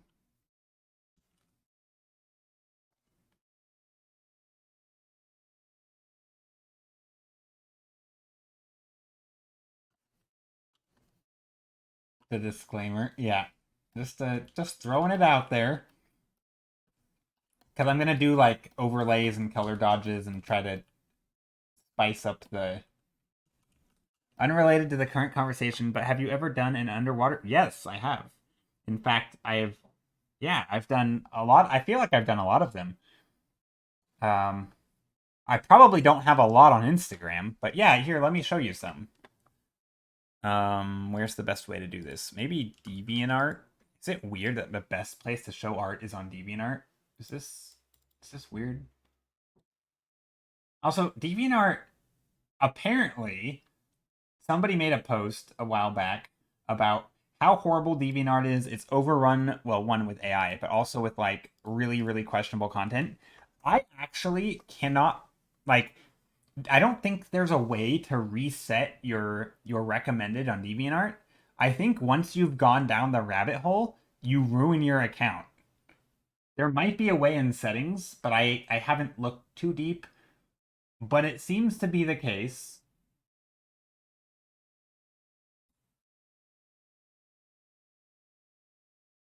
Yeah, it seems to be the case that on DeviantArt, once you've gone down some recommended road where, for me, it shows me environments and a lot of just certain types of stuff, that's all it's going to show me. And for other people, I think it's very different, and I don't know how to go back, which I don't want to because I kind of like what it's showing me. Oh, I guess it isn't a lot of. Oh, there's like no underwater stuff on my DeviantArt. Oh no! What have I done? Okay, so there I do have underwater stuff. I swear. Hold on, let me try to pull some up. File open.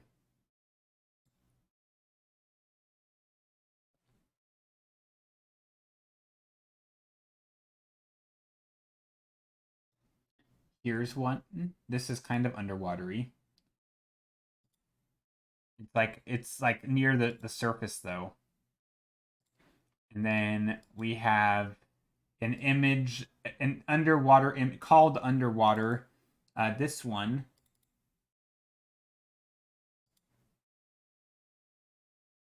There's a lot of underwater thumbnails. There's that one. We just did one recently, I think. We did this one, which is kind of underwater. Again, this is just like a thumb. This is not a finished painting by any means. This is just underwater vibes, but yeah, never turned into anything. Let's see what else. I'm sure there's plenty others. And I have I have the Placostomus one. I have two that I offer as print, I guess. This one, is this underwater? Could be. Oh yeah, we have this one's not really underwater. I think it just looks like it. Um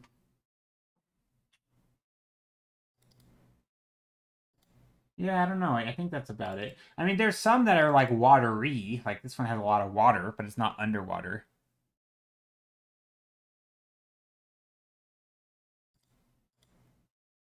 What else? We have. Oh yeah, this one, a mermaid one.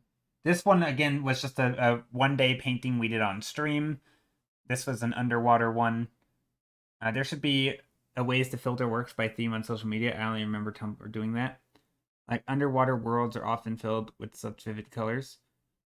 Are they? I find it hard to fill underwater scenes with vivid colors unless it's very shallow, using reference from tropical areas. I feel like if you go super far down, everything just becomes the same color. I don't know. But anyway, so this was a thing, sort of creepy mermaid. Let's see. I'm sure there's others. But yeah, we do underwater. I can do an underwater thumbnail today. Sometimes I try to avoid it. Oh, I forgot about this painting. It's not underwater, but it's a little snowy painting. Oh, forgot about that one. Some have folders at least, but then it may separate it from the rest. Yeah. But yeah, anyway, there's a few.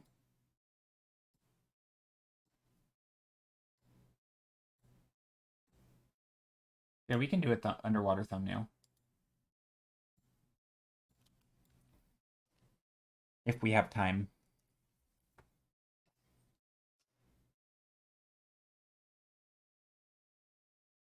Yeah, I like the idea of making folders on social media, but I feel like a lot of them don't allow you to do it properly. Because things are so timeline focused and you can't really edit your timeline that well. Like you can't go back and move one thing into an older post, and it's hard to do that, I think, on a lot of social medias. H31SD, thanks for the follow. How are you?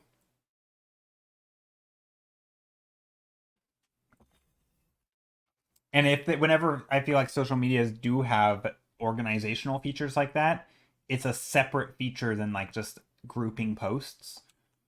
This is what I was hoping. Kara person, if you're listening, you're probably not. Uh, but on Kara, which is a new place, kind of like ArtStation mixed with Twitter, kind of maybe. It has a feature kind of like that. Like it has a portfolio vibe. And you can make multiple posts in a single portfolio post.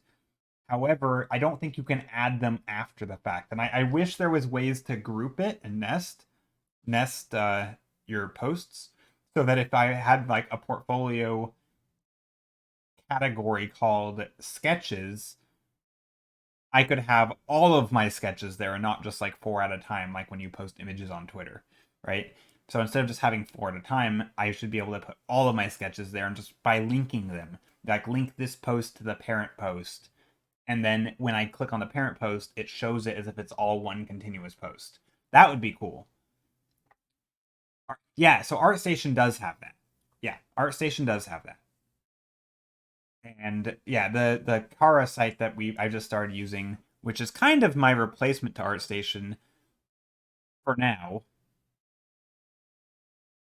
doesn't have it. It's a lot newer, but it also has other features I like that ArtStation doesn't. So it's kind of a, takes win some, lose some sort of thing. Mr. Baguetto, how are you? Thank you for the follow.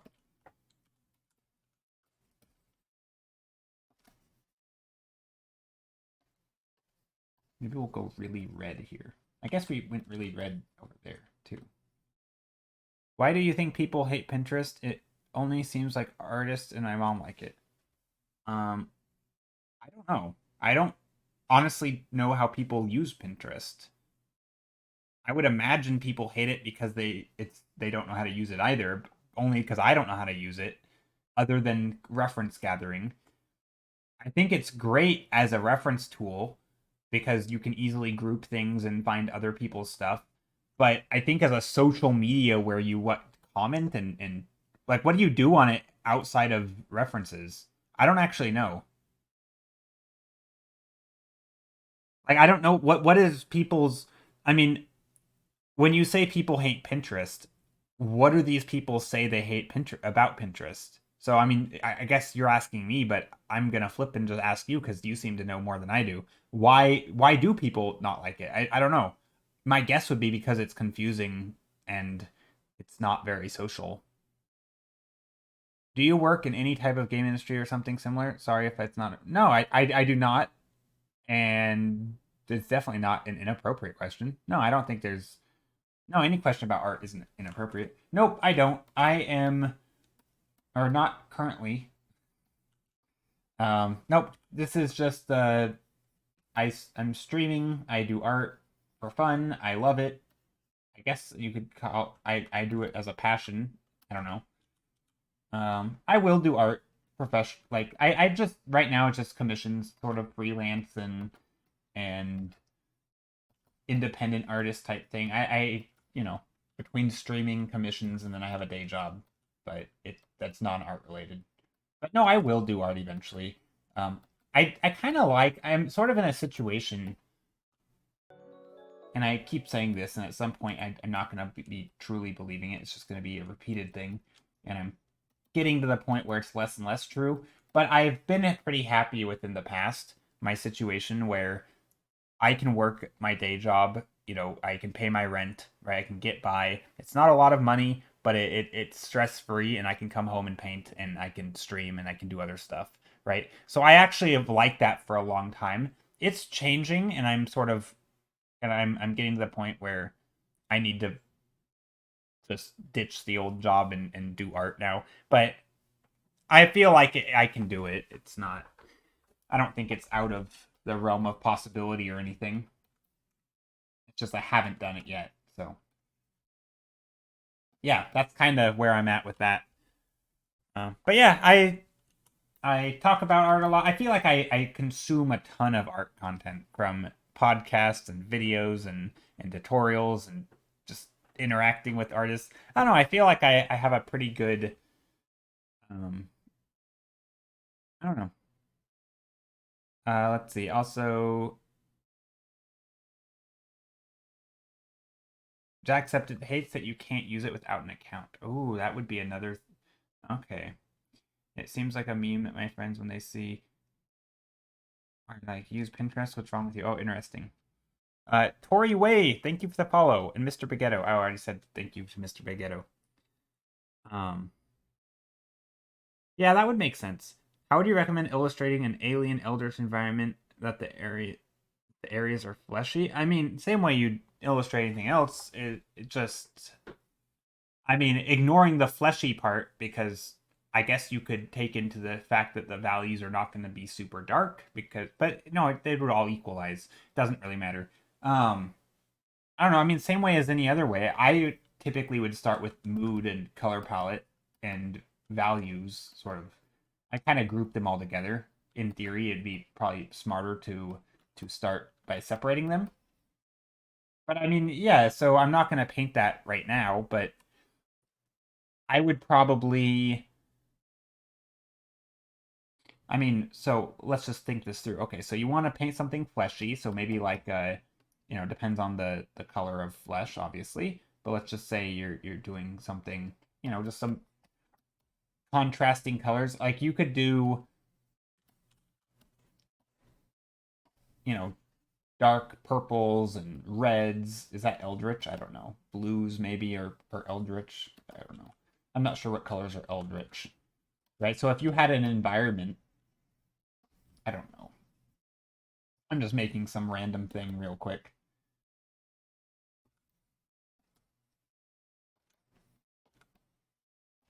Okay, blue. So then you would just make forms just like anything else. So maybe you have these forms and stuff, but these would be the fleshy forms, and you would just paint them like any other color of flesh, right? You just paint them however you want, right? Maybe you make them sag down. You make the forms. I mean, again, I'm not going to go all into it, but basically, yeah, you just paint it the same way any other thing. Maybe you want to add some lighting into it, and so you would just light it the same way you would. You'd have things like subsurface scattering, you'd have all the things. I mean, I would just start with values and shapes, and again, this is super simple, and actually, I'm going to use this painting as something. It's not going to be what you described. I'm going to add color dodge to it with a warm light, and I'm going to make it look nice. But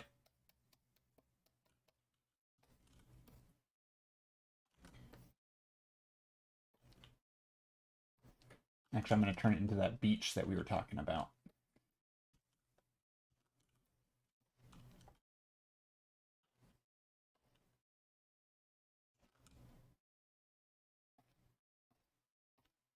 So, but yeah, anyway, my point is it's basically the same way you do any other thing. I wouldn't worry about the material at first. Maybe the shapes. So I focus on values, shapes, composition at first. I typically put down color. It's Here, let me see if I can write it out so I can like group my thoughts. I'm gonna go really tiny here for a second. So I think about, why is this not?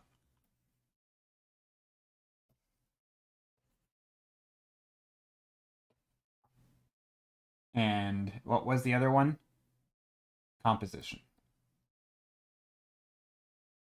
So I think about these three things, even though I don't start with them. I technically start with color, right? So, or I guess you could go like this. Color. So color is that's not a good way to. Let's see. So technically, I will put down color for like mood, right? I'll just put mood. So I will slap down colors, but really once I get to this point, I'm not really thinking of colors. It's kind of sitting in the back of my head. It's maybe influencing my choices, but really it's about these things, right? Shapes, values, and composition. So I'm thinking about things like it's saving. I can't actually. Right, so I'm thinking about things like once my colors and mood is down a little bit, like it is right now, I can basically stop thinking about it. I can start thinking about, what if I make it black and white? Does this read foreground, midground, background? Well, no, it doesn't really have a background, or maybe it doesn't have a midground. Those kind of blend together. So what if I were to take these ideas, like maybe here, I kind of like this little triangle. I want to emphasize that, so I'll make that one a little lighter. Right, so I'm thinking about value, purely value right now. I'll make this a little lighter. This will be the background. Right, maybe there's a break in here where I get some of these little bright lights coming down just to differentiate, just to push the depth a little bit. So now I'm thinking about, I'm thinking about depth in my composition. Maybe I'm thinking about form and sort of where the eye is going to go. What are these forms, and how do I want to set up the whole painting? Because this might be a weird, maybe I don't like this shape here. It kind of bulges out unnecessarily. So what if I get rid of that? I can make this triangle shape even bigger. Maybe I want to include maybe I can make this whole shape feel bigger by putting more depth back here. And I can bring some of these forms back. I can open up the scene a bit more, make it feel less claustrophobic. So I can ask myself a lot of these questions without thinking about color, because color is already picked out. So I'm basically not thinking about color. Even though I'm using color right from the start, it really is not a priority. And of course, we could put little characters in here walking around. I don't know where, again, I don't know where this is. We haven't decided. Maybe there's an entire city up here built into here.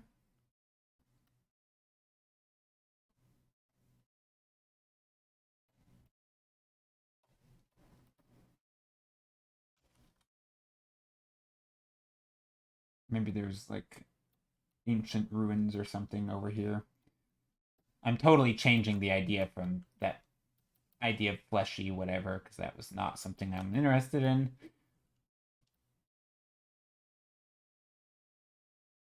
But yeah, I think a lot of that kind of stuff, existential crisis, it's not so much the subject matter. Like, the subject matter influences it based on shape, sometimes value. I guess when I think of things like using your weird environment that's fleshy, which is kind of creepy, there are things that I think about, right? For example, I mentioned subsurface scattering. If we were talking about a canyon, right, with red rock walls, or like rock, some sort of red rock, I wouldn't think of subsurface scattering, right? Because that's not something I connect to rock, right? It's just not a thing that I think about, because they aren't. I don't really connect them. So when I'm thinking about lighting, I will be, ooh, is there a way for me to place a backlight to this so I can have the light shine through the fleshy parts, right? Because that's interesting to me. That lighting effect is really fascinating. So I might try to set up my scene in a way where I can get the most out of this concept, right? And so this is again me thinking about composition, is how do I set up my scene so that this concept can shine, and quite literally shine. Anyway, sorry, bad pun, but you get the idea, right? Same thing with like crystals, and if I'm gonna make a painting with crystals, I'm gonna want the lighting to really show that these are crystals, right? Maybe there's like reflections all over the walls, right? It's illuminating the place with all these fun color patterns. Like, that to me is leaning into the concept.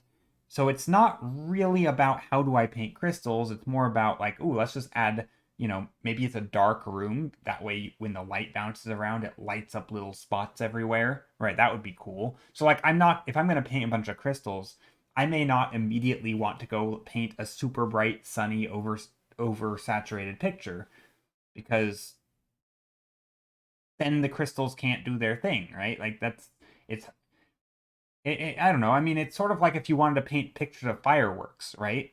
You don't start saying, "Oh, well, let's go paint some fireworks. Let me pick a bright blue."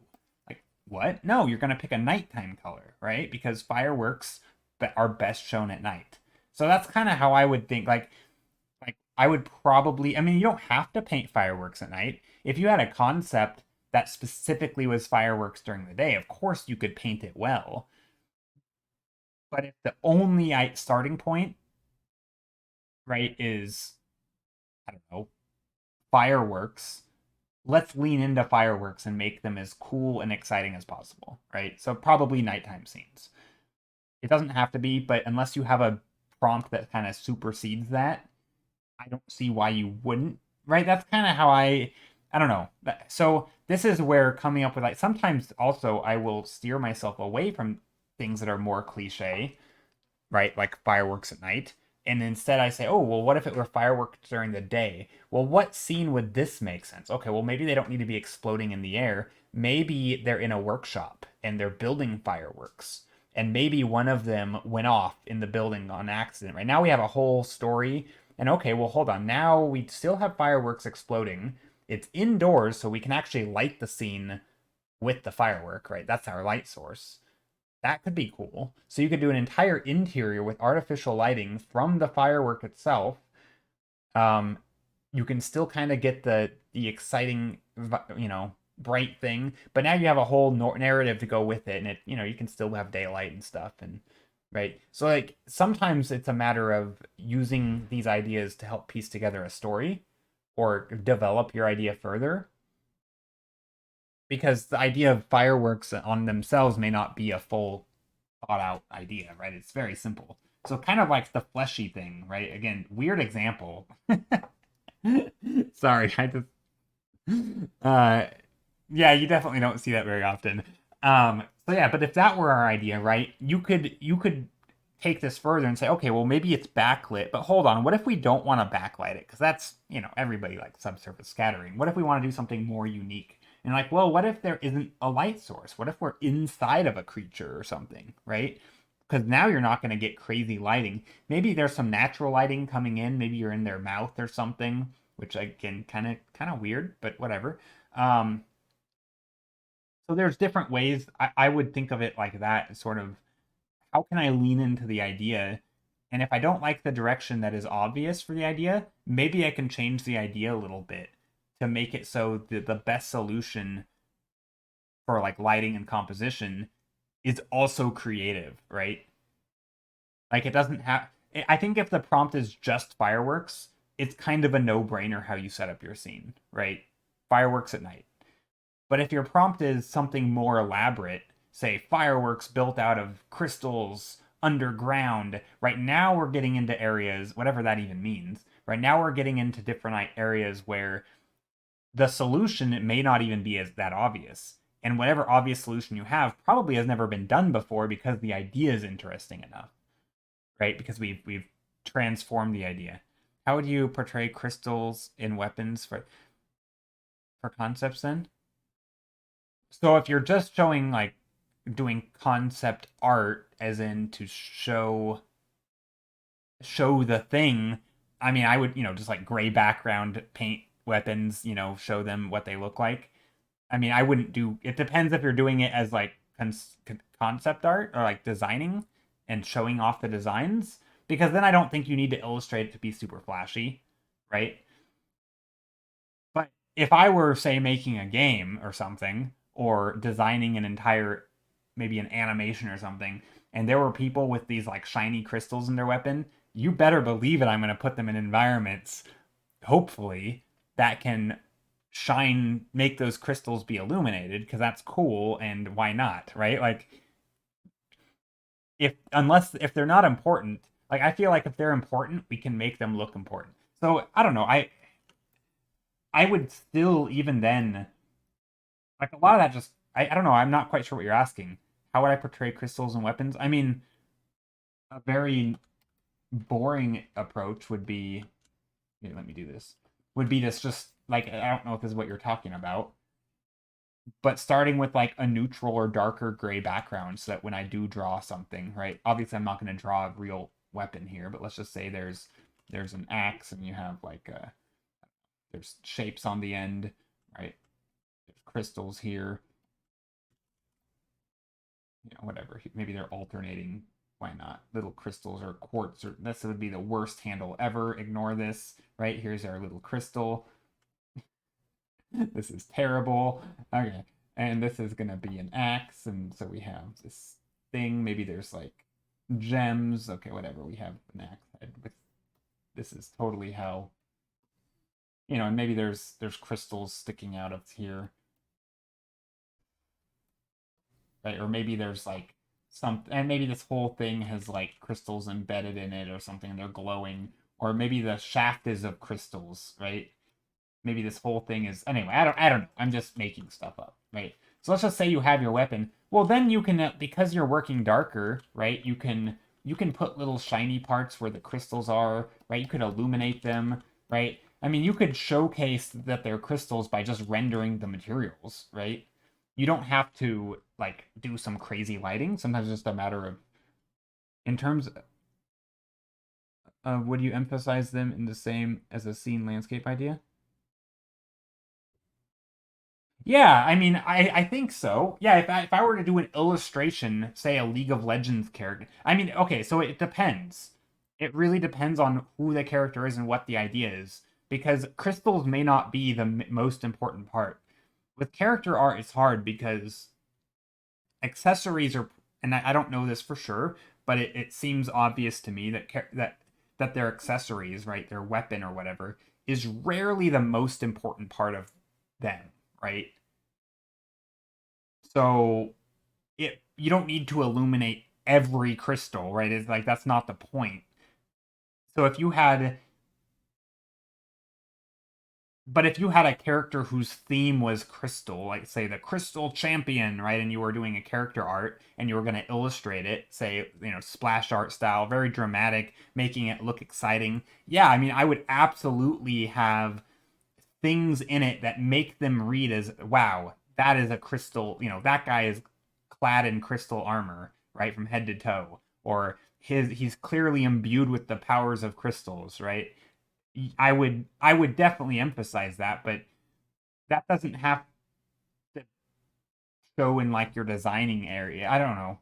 I would definitely do that with lighting and with composition and just design. Um, I don't know. Character design's not my strong suit, but yeah, I feel like you would still kind of do the same thing, but you'd have to make sure you stay on focus, right? Characters rarely about are just about an accessory. So like if I were designing a weapon, yeah, I mean you'd want them to fit a theme, right? Like all of their accessories could have crystals on them, but they don't all need to be front and center. They aren't necessarily always the focal point, right? Whereas an environment, if we're doing like I don't know, just an environment to showcase, say again, you're using your fleshy environment example. If we're using that and that is the theme, we probably want to show that that is the environment we're in, right? Our objective is not just paint this materials, but it's show that this is the environment, right? With the character, it's different. It's not let's show that this character is an axe with crystal. No, no, no. There's a whole concept there, right? And we're ultimately trying to show the whole concept. So it really depends on what the focus is. You can't just spotlight, a tiny little port and accessory and be like, "Look, I did it." Like if that's all you're showing, maybe you can do that. I don't know. It just depends on what the focus is. That was a long-winded way to say nothing. Sorry.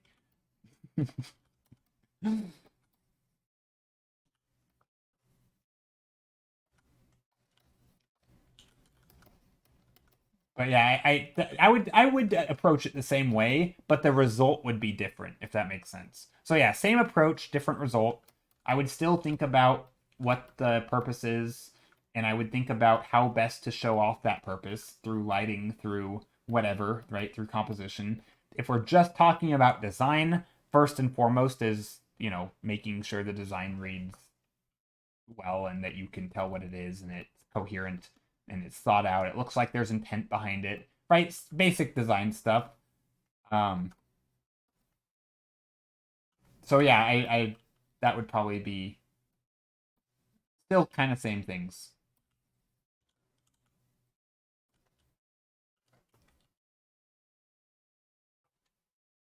You found your wallet. Congrats, Elsa. Now I'm calling you Elsa. Sorry. uh,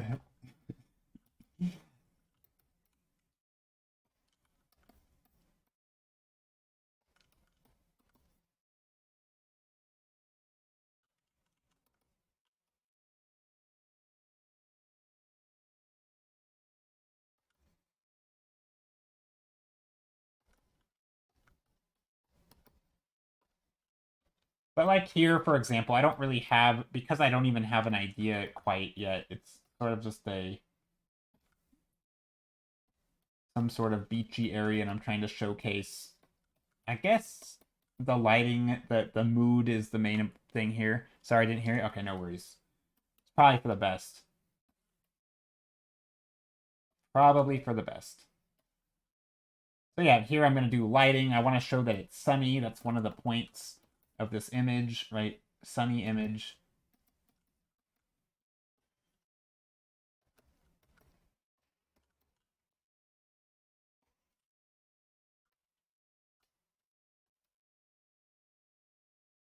Right, we have light coming through here. I don't know about these shapes though, but whatever.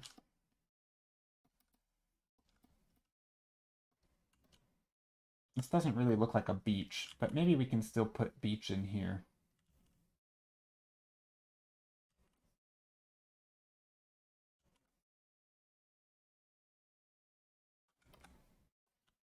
Maybe like that.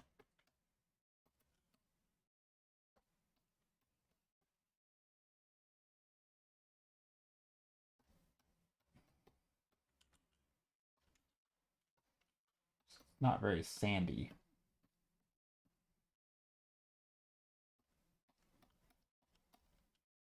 This isn't very beachy, but that's okay.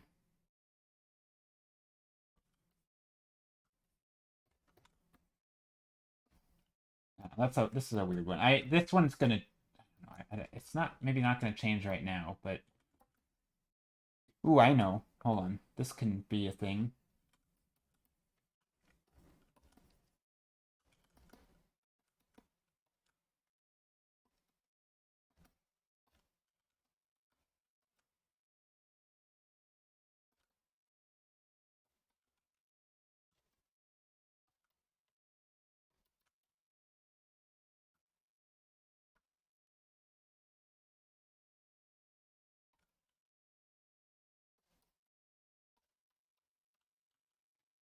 Hmm, is that a thing?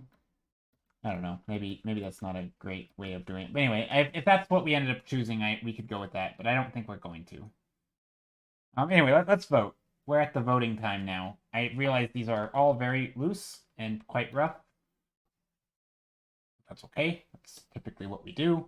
And then we take one of these and try to turn it into an idea and develop it a little further.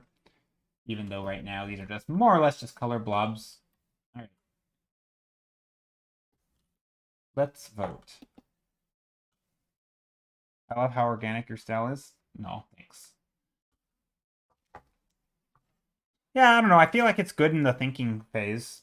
I think later on I can obviously tighten things up a bit if I want to start rendering it. But I think early on it helps to just kind of, yeah, just be able to think free. I mean, it's kind of the same way I guess I talk, right? I oftentimes don't know what I think about a subject until I start talking about it, and I think out loud, right? I sort of think on the page with drawing, which is weird because I don't typically think out loud on my own, right? It's not like I'm just talking to myself all day. Straw poll. Let's go to the strawpoll.com, create a poll with the title of vote, exclamation mark, multiple options. Yes, we have 9 options. I wish there was just a add 9 options and number them feature. Allow selection, multiple selections per, or allow selection of multiple options. Yes. Create poll.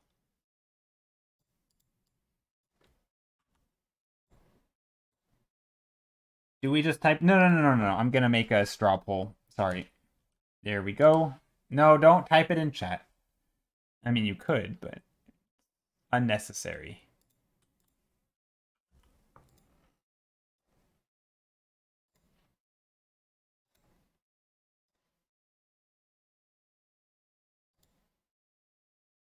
Oh, thanks for the mute, or thanks for the pin.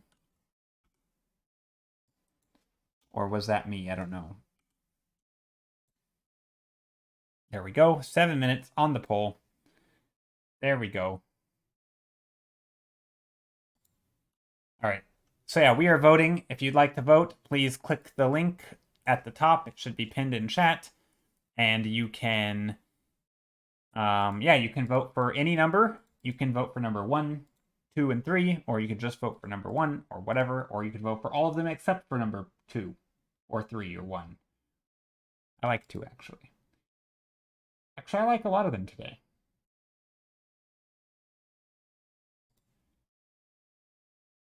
I think I like a lot of them. There we go. Number 4 is in the lead. Interesting. It was me.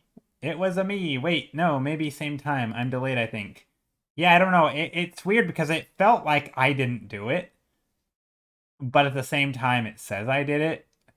But maybe I overrode your poll, so like you did it and then I did it at the same time, and then it thought that I did it because I did it second. You know how that, yeah, like sometimes it'll just, I don't know. I think it just handled it really weird. I'm pretty sure you did it though, because I don't think I had properly clicked it when it went up there. So yeah, pretty sure you did it. But anyway, thank you. So yeah, there is currently a straw poll going on, and we're voting. I don't know. I wasn't finished clicking it when it popped up, which is why I was confused and I asked, because I was literally clicking the button at the time. I don't know. It might have been a you. But anyway, there is a straw poll. You can vote. Currently, which one's winning? Number 4 is still winning. 4 and 1 are close. 4 and 1. Okay. Good to know. So while that's happening, I am going to print screen and take this into our Discord, which is where we have a entire section for thumbnail archives, where all of the thumbnails from all the streams go into there, along with the painting that results from the end of the stream. If you'd like to join, you can !Discord, and you can join our Discord, and you can see, and also there's like a general chat and just, standard Discord stuff, art, like a spot where you can share art that you've been working on, sketches and works in progress. We also will watch an hour of tutorials and stuff on Sundays, which is tomorrow. You should totally join. Okay, there's that pitch. Sales pitch of Discord. I feel like at this point everybody's in like a million Discords, so not a big deal. Tori White, did I say thank you earlier, like 29 minutes ago? I don't think I did. Or maybe I did. All right, and don't forget to hydrate, save your art, all the stuff. Thanks, Kath. 3 minutes left for voting.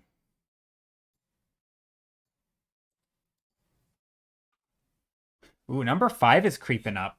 Okay, we got the beach. The beach is rising in popularity. Number 1, 4, and 5 now are leading, although number 4 is still in the lead.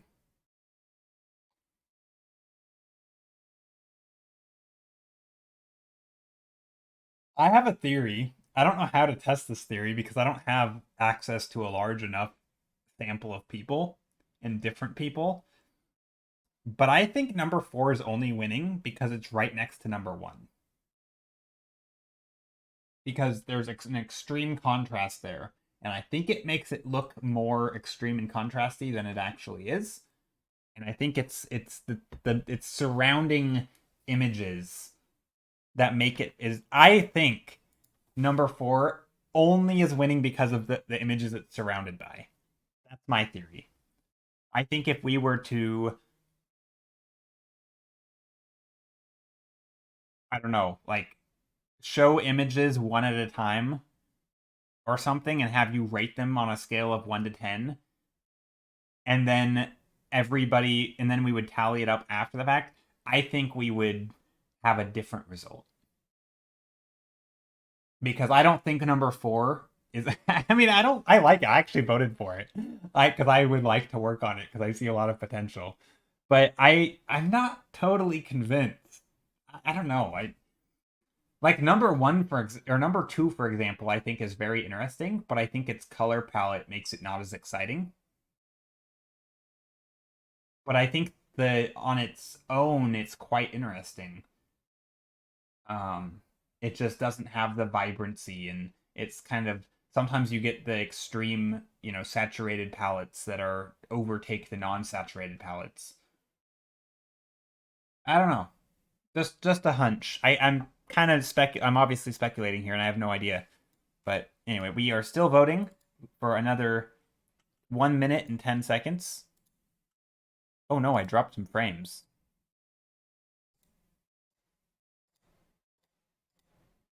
Uh-oh. Hopefully I'm not lagging out.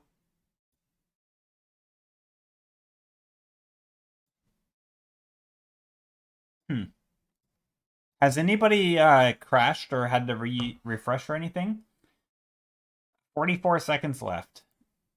Going once. Number 4 is in the lead, right behind 1 and 5. So if you'd like either 1 or 5 more than 4, feel free to vote. I actually like 4, but seems fine to me. Okay. Has stream stopped suddenly? I in the past, yeah, I've had stream my internet die midstream before, many times. I've also just randomly dropped frames. Yeah, typically I don't drop frames, but when I do, sometimes it's a sign of bad things to come. Like it'll start ramping up. I think sometimes it's also just due to I don't know why it happens actually. Anyway, okay, it looks like number 4 has won. We're going with number 4. File, save as.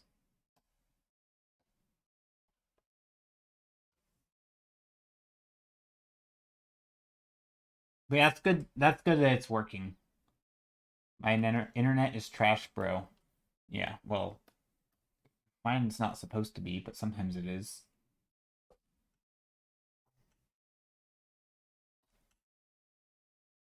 All right, so here's this. Paste, make it large or larger.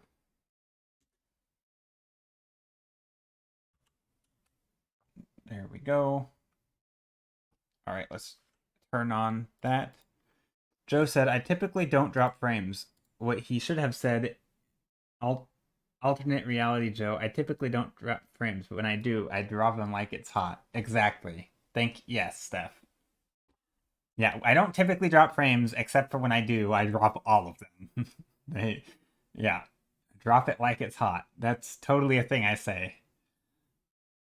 I was really looking forward to seeing what you do with one. I plan on doing something with this one as well. I mean, I don't have like a big plan, but also feel free to quote that. I feel like we need to quote Steph's quote of me. Um, so this one, because it's very green, I'm gonna end up adding some additional stuff to it. Also, there's weird spots up top like that. Um, so yeah, let's focus on the foreground.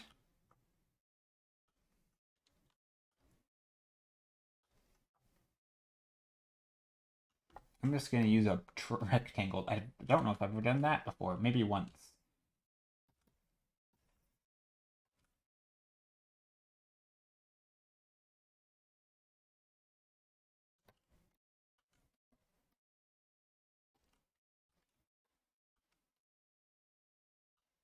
Would love to see Joe do a cityscape someday. I don't typically do like modern cityscapes. Sometimes I'll do fantasy cities where there's just lots of buildings, gothic type stuff. I mean, I have done cityscapes. Look.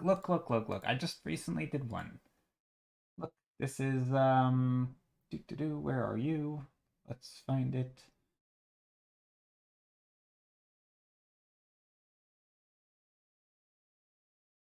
I guess dang, that was actually a long time ago already. That was like a couple months ago. But I just did this one. Like this was a very recent one. It's very cityscapey, right? Pretty city-ish. There should be a strange growth in the midground. It may be. Wait, Alex, you're not. Okay, never mind. You just had a blue name as well. Both Alex Thompson and Essential, you guys both had blue names. I'm like, are you also the person who recommended the fleshy? I feel like you guys were both right along like recommending strange growths and fleshy environments. I feel like there was a theme here today. Um, see how he makes a fantasy sci-fi city? Yeah, yeah. I don't really do a lot of sci-fi. Not yeah. It wasn't you. It wasn't you. You just both came into the chat at the same time, kind of. And I was thinking that like because like you both had blue names, and I started getting it mixed up. But yeah. Okay. So yeah, I want to make sure we're looking up at stuff. I guess what I'm gonna do, I'm gonna treat this as a thumbnail. Basically, as if I'm not finished with the thumbnail. It's gonna be hard because I have to kind of trick myself into thinking this because part of me wants to start refining.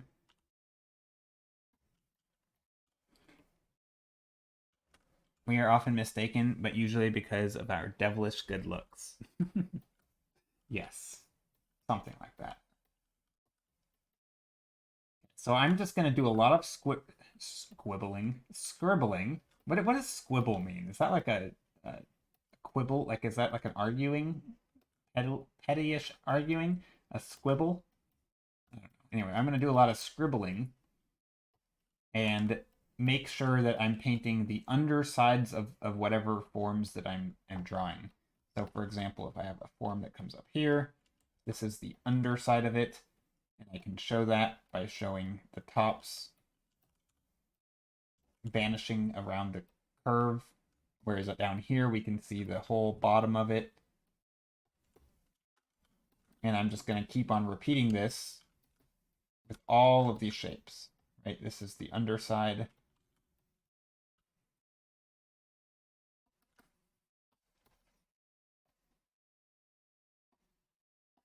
Right, so we're seeing the underside of it. So I'm painting that as if it's a rounded form.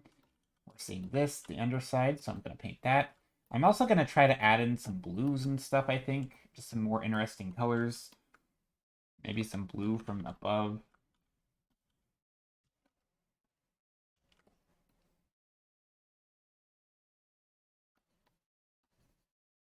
And again, not totally crazy, but just enough.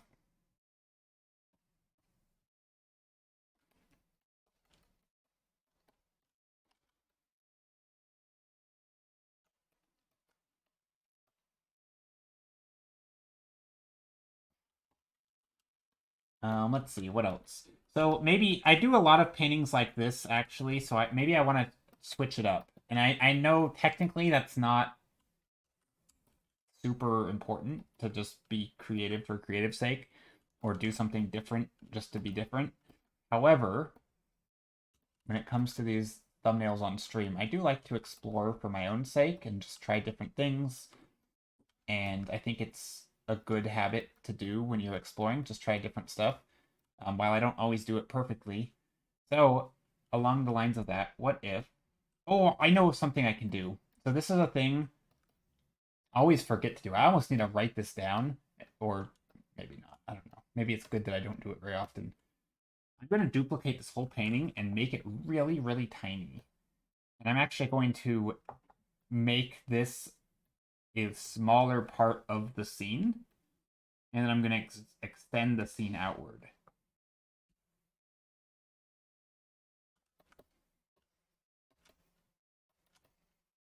Just to see what happens.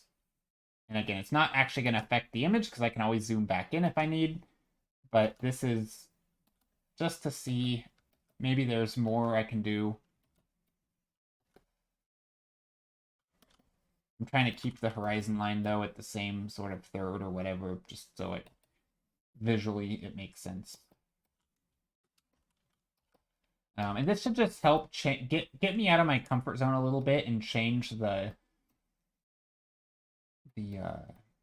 the scale a bit. Oftentimes I run into the samey scale type syndrome, where everything I do is the same brush size. And because I often use the same brush size on the same canvas, I make shapes that are the same size, which represents objects at similar distances. So yeah, it can be fun. And of course, I can add more depth up here.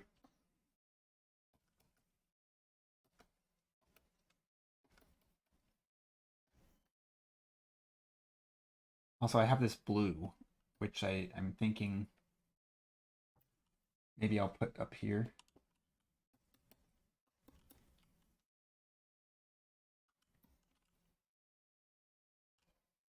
I don't know what this bright green is. It's a little much. And again, we're looking up at even this stuff because it's above the horizon line.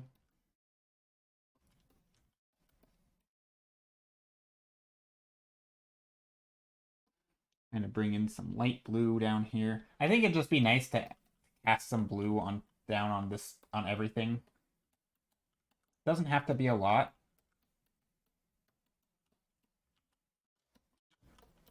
But I think it would just be a nice way to show that we have this ambient light shining down on things. Kind of into the shadows a little bit. I kind of feel like we should almost get a...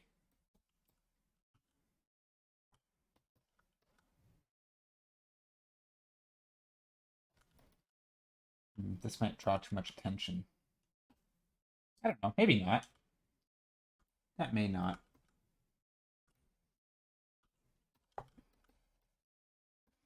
And we can make this nice silhouette, different shapes. I'm thinking about bringing in some red into here. We have a lot of blue and green, maybe some red. Also, it would make sense to contrast the green.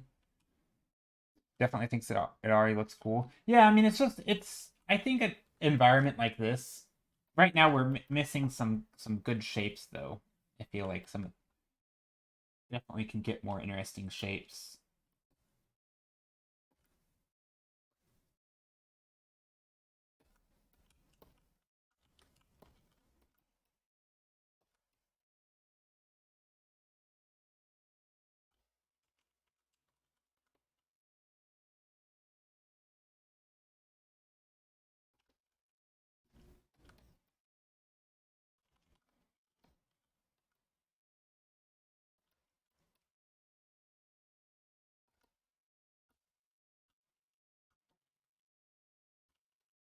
Or maybe we can continue these shapes upward. And now I'm thinking purely about composition. I actually, because we already kind of just have these shapes, and I kind of like this. This is going that way. Maybe we have some shapes running, horizontal here, to really showcase that we're underneath things.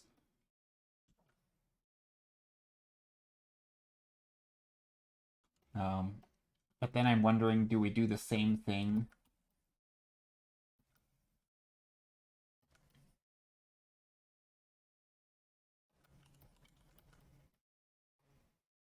Up here or not? I mean, I kind of like this. It's very swampy, I guess, but I like it. And again, I'm trying to just paint some dark shadows underneath some of these little strands, because that's going to be the underside of these forms, which are probably in shadow. I could focus on the color of the bounce light, but I don't think that's important right now. Maybe we get some little reflections down here.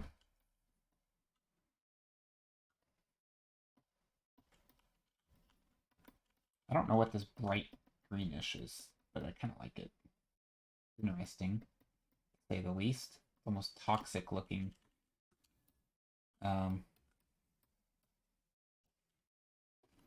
I guess I could also just experiment here real quick. So this is something I think is worth doing always, is grab overlays, try things with different colors, maybe take an airbrush and just paint in like a blue overlay into your painting, and see what happens if you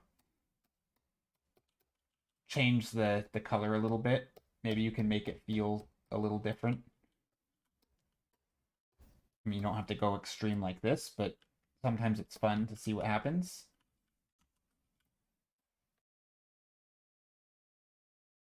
You can cool areas off of your painting or warm them up, or I could obviously add like a yellow light too, which I don't think yellow is going to look good. Or maybe not. Maybe it will. Nah. I like the idea of this cool place. It gives it more swampy vibes. We've talked about how my name is hard, but how do you pronounce yours? Me, Joe.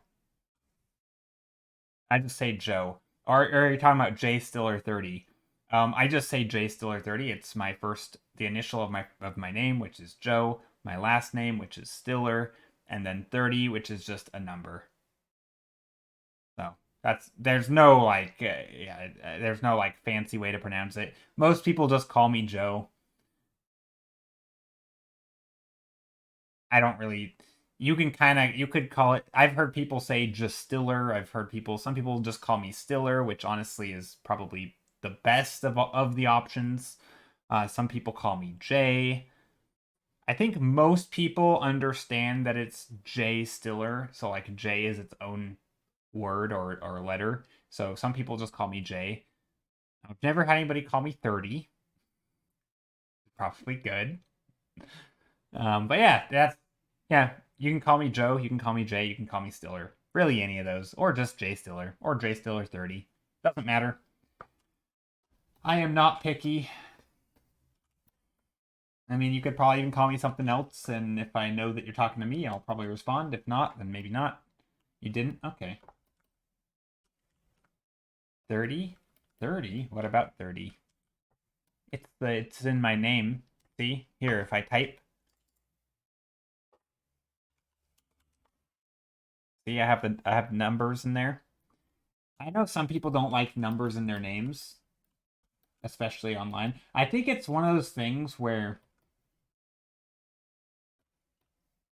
if you have to do it, I feel, or if you don't have to, I feel like it's probably best to avoid numbers in names because it's harder to remember. But at the same time, I don't think names are that important. At least online. Like for this is a topic that pops up a lot in artist circles, which is, oh, I should I rename myself? Is this harder to remember or not? People gonna remember, are people gonna remember me? Um, all those kinds of things. Jay Stiller, Joe S. Stiller, Joe, Jay Stiller, Joey Stills. Wait, wait, what did you ask? Did you just ask it how to say my name? Wait, did ChatGPT know who I am? That's weird. I feel like I don't have a very big online presence. I'm surprised it had any training data on me.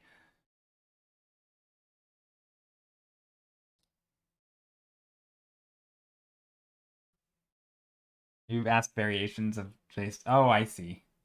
So, okay, well, it knows it's Joe. Okay, so it knew it's Joe Stiller, Jay Stilly. I like Jay Stilly. It sounds Joey Stills. Joey Stills sounds like a mafia person from the 50s. Like Joey Stills, who goes by Big Joey or something. I don't know, or Little Joey. Joey Still. I don't know. I feel like that's something. Mr. Stills. Stiller J sounds cool too. Yeah. I think I just will go with Joe, personally.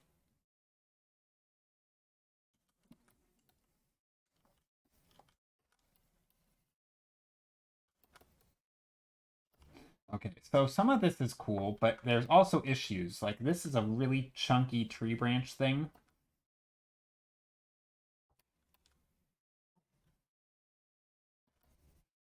And these are much more chunky than these are down here, which makes no sense because this should be the chunkiest. I'm going to make these chunkier.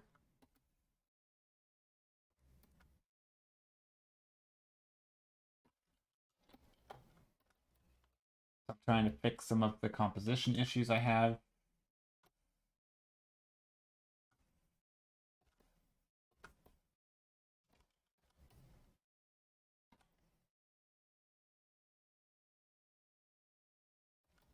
Stuff like that. I mean, I have done stuff like this before.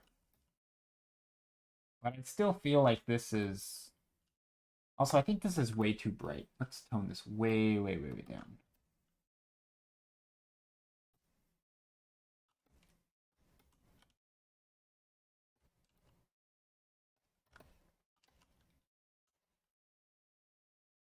Okay, what if I take like a color dodge?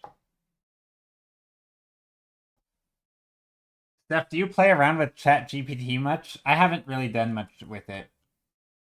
A little bit.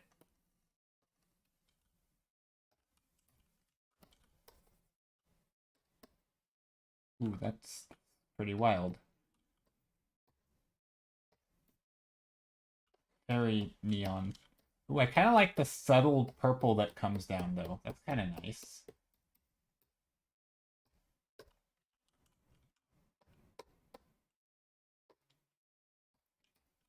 Almost like a... Maybe it could help illuminate some of that blue.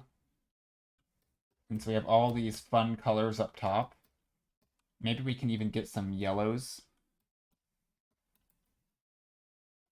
That could be a thing. Let's get some yellows in there, some blues. Basically just bright colors in general. And then we can make our way into more moderate colors down at the bottom.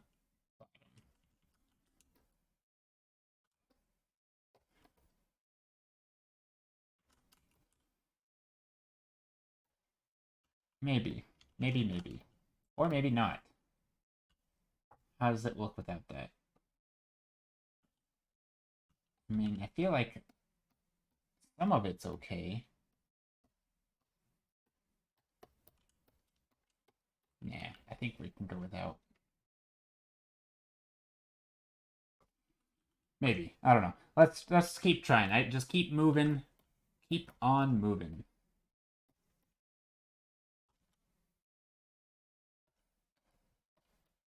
Uh-oh. The thing has happened again. I don't know why. This does not feel bright. Uh-oh. Oh, wrong brush. I was like, something's wrong.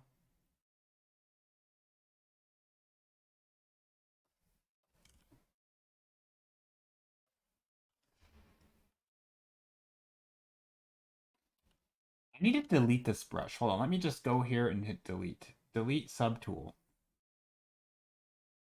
No, not duplicate. That would be disaster. Delete. There we go.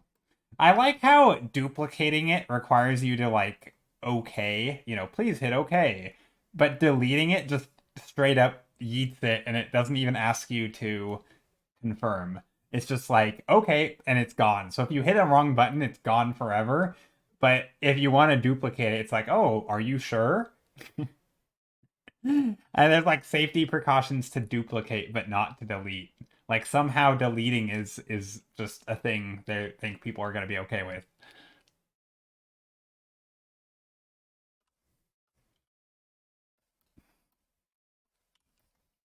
I feel like that goes against all sort of computer interface type things. Like if you delete something, you should ask people, are they sure? Because it could have been an accident. But not Clip Studio.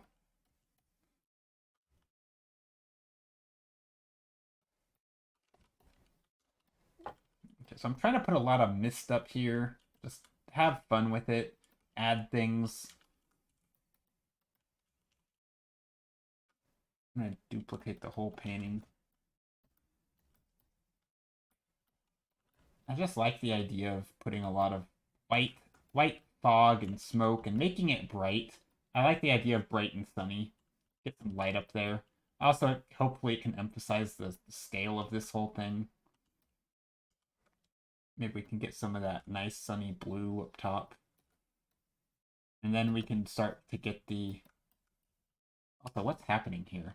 This feels like this shape is running into this shape. That's a weird tangent.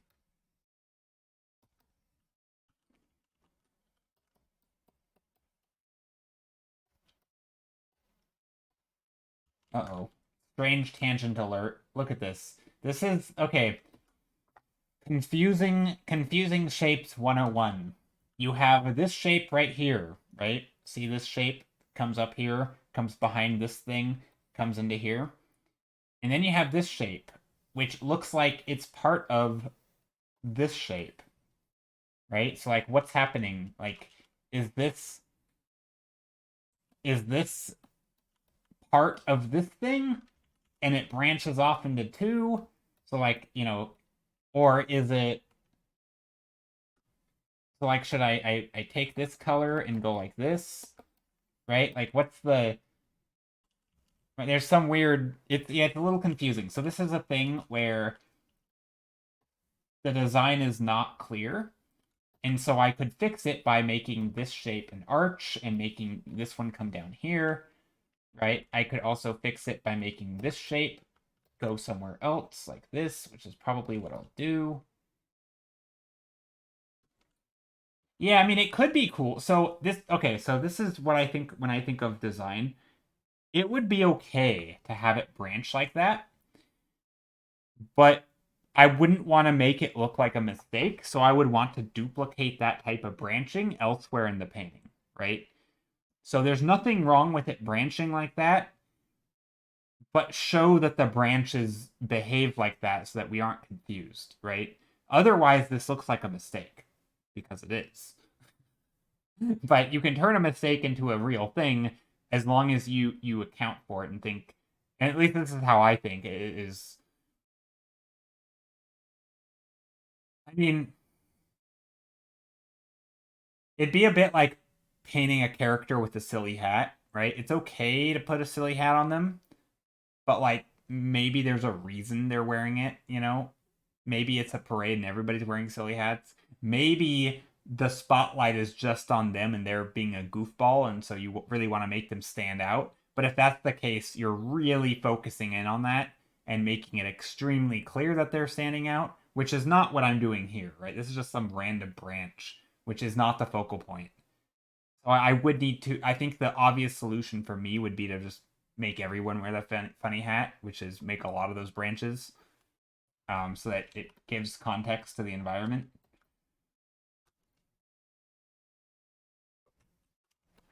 But I wonder, so I'm just gonna try something. What if I just come up here? This might be a boring solution, but that's okay.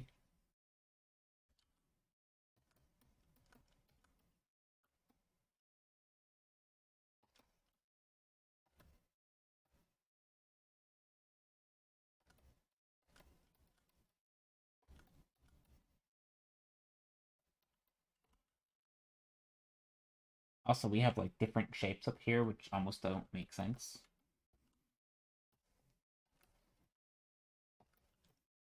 And then we can go like this. And then this can go in here. I think this will work. And then I can duplicate some of the shapes under here in the lighting.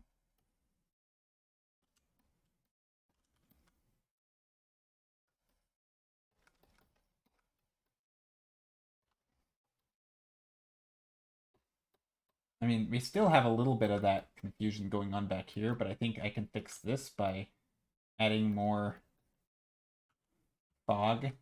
I also think some of the fog coming down here would be good because it's so foggy up top and then down below.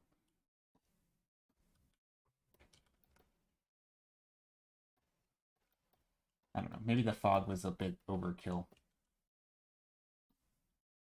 I kind of like it though. I feel like this is the painting that you look at and then you're like, oh wow, there's like a whole world up there or something.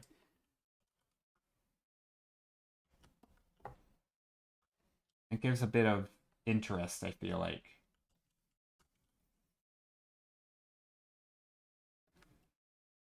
But there's definitely a disconnect, I think, right now.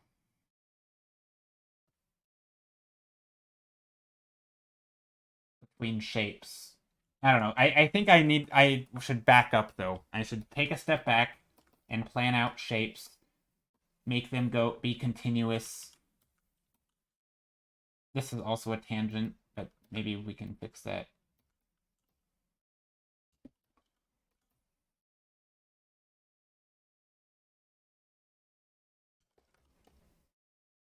A little bit of shape design stuff going on. A little bit, not a lot. Shapes are pretty basic here.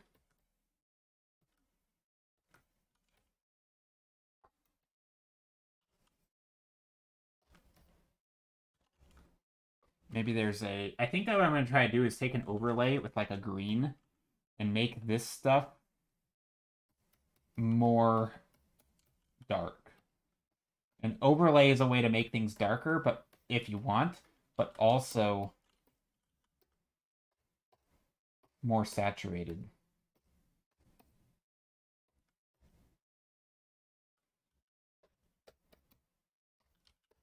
And the reason I want to make it more saturated down here as well as darker is because this is kind of the focus in some ways.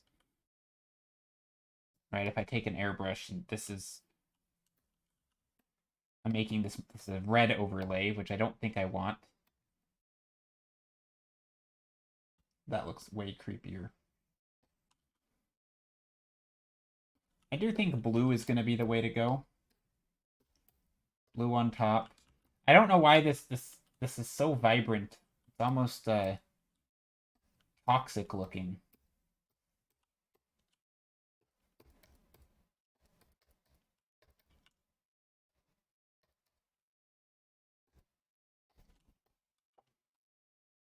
Which could be okay.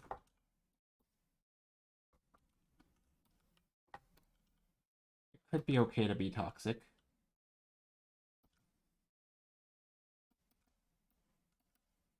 Randomly thought of the Britney Spears song.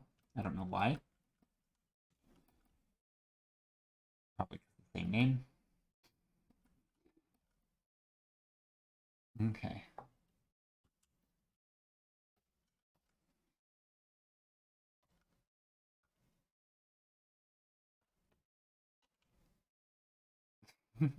Cat jam. Yeah. Okay, we still have some confusion in here, but I think mostly it's okay. In some ways, the confusion might be okay in some of these branches because... Ooh, what if this... Kind of looks like a waterfall, actually. Maybe we can put some of these bubbling things in here. Some gross bubbling like toxic stuff.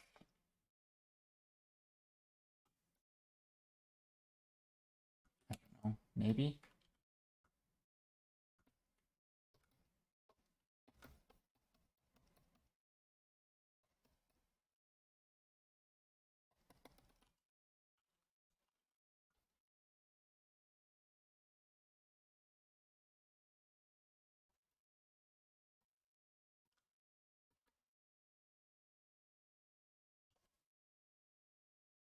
And we can get some darker shapes in here. I do feel like this stuff we can really layer on the foliage.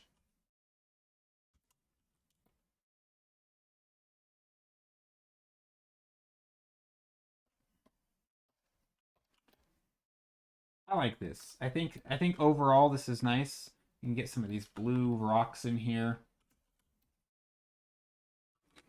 Do I like the value structure? Not really, actually. Gotta fix values.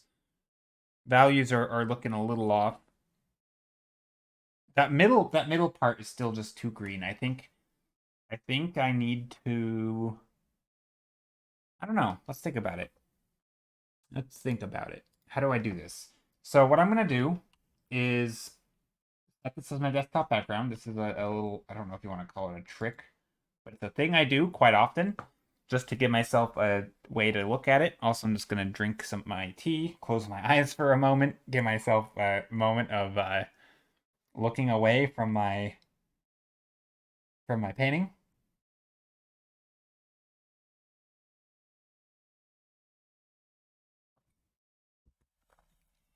Okay. And then I'm going to set this as a JPEG. And then set it as my desktop background.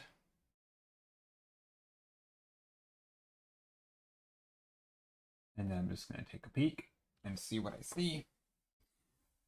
I feel like it's not too bad. I still think, yeah, the foreground definitely, or the midground definitely has some issues. I feel like if I can get that sorted out, this whole thing will be much more interesting. So let's do that. This area right here is what we're looking at. Basically getting the depth right back here. A lot of horizontal lines. The lines that do overlap, like this one, is going to come down. This stuff is going to be... Also, we can do things like maybe bring some of this stuff down a little.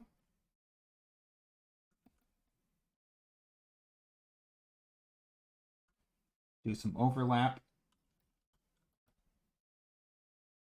And also because it's running into the same value, I think the lighting that we put for the lasso tool for Cath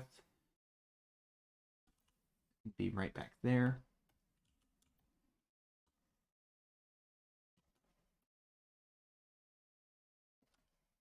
And then we can have a big foreground dark or midground shadow here. Yeah, lasso tool. Yeah, we can have a lot of the...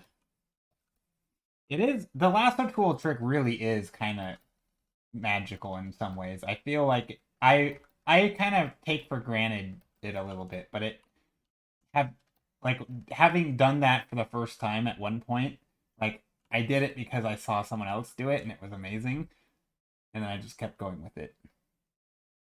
It really does help. Like it's a thing where it can just make the illusion click.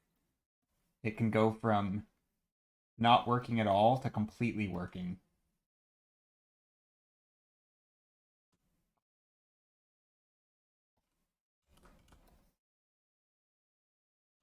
It's so satisfying too.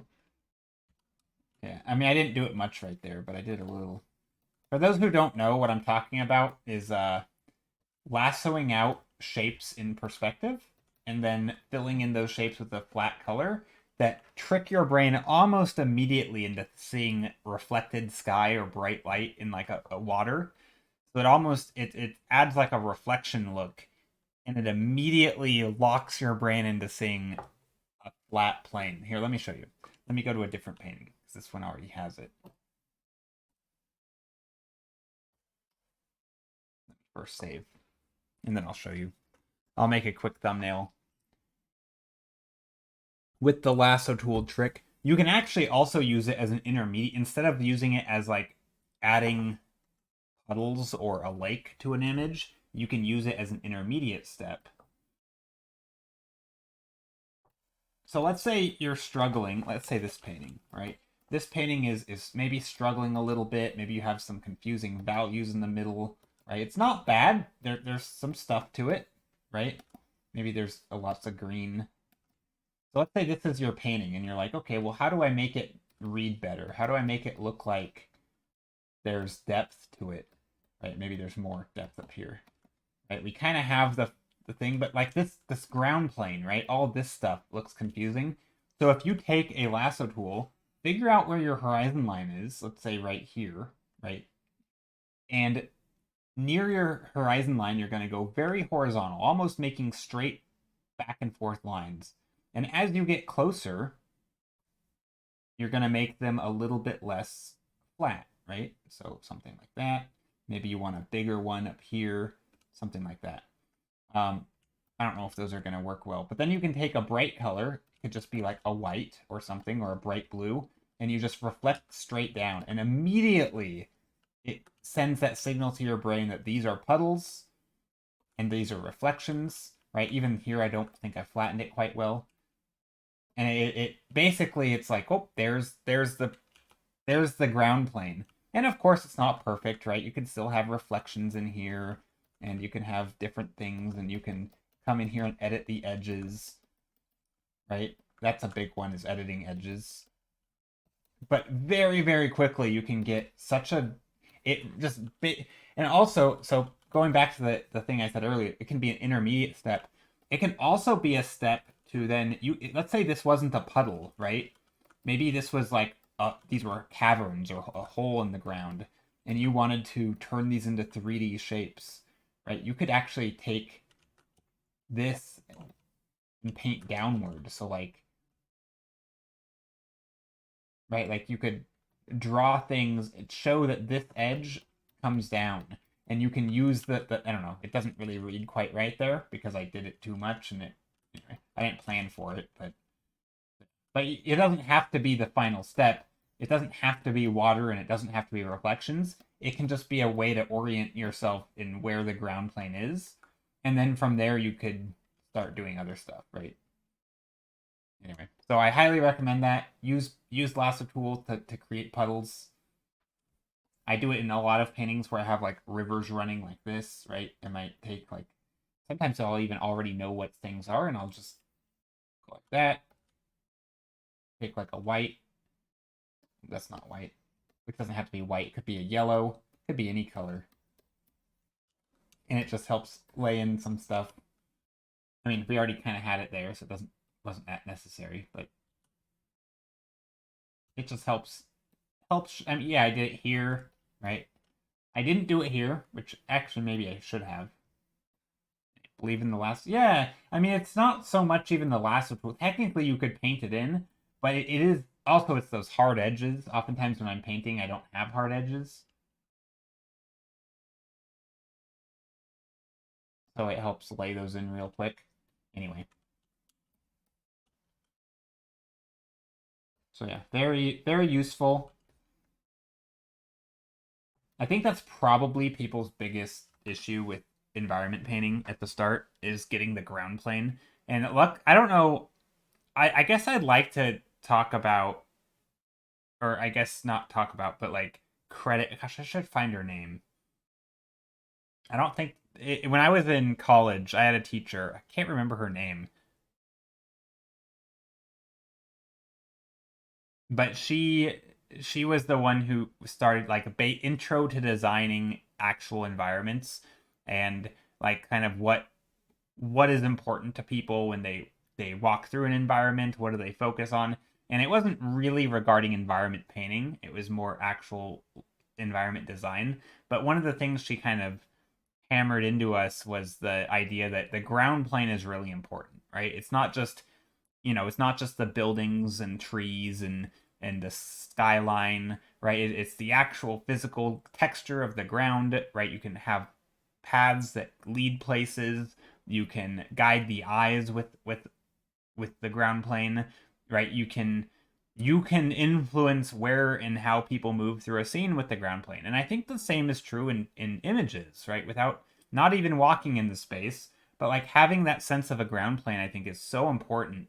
Laying out, it doesn't have to be perspective lines, but just putting something that is consistently in perspective, right? Whether it's a bunch of little objects or puddles or something that can give you the sense of here is how the lay of the land is. Hey, Majar, how are you?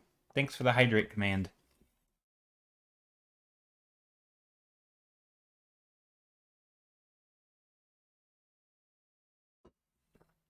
And I feel like that's something that's overrated or not overrated, underrated is forgetting that there's ground. And it doesn't have to be flat, right? Obviously, the ground plane does not have to be flat. It can be very complicated. What am I drinking? I am drinking Earl Grey tea.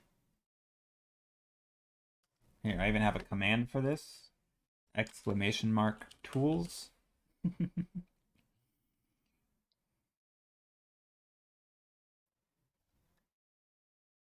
No, I do not always drink Earl Grey tea, but I am today. Normally, I just drink plain black tea or Earl Grey. I also have some basically Earl Grey, but instead of the bergamot, whatever citrusy stuff they put in Earl Grey, is just more like orange, which is again very very similar, but it's just a little bit more intense, I think. And it has a smell to it, like an aroma aromatic smell a little bit more, but it's still black tea but with orange. I basically drink things like that. I'm very basic when it comes to my tea. I like black teas.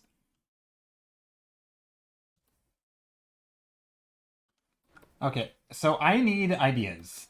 Help. Um, what is this? So I get that this is just an environment, but like I want to put something in here. Like not characters necessarily. It could be like crystals or something unique. Let's try something. Let's try purple. Oh yeah. Or pink. I feel like these are nice colors. It could be little flowers. I mean, I know I do with flowers a lot.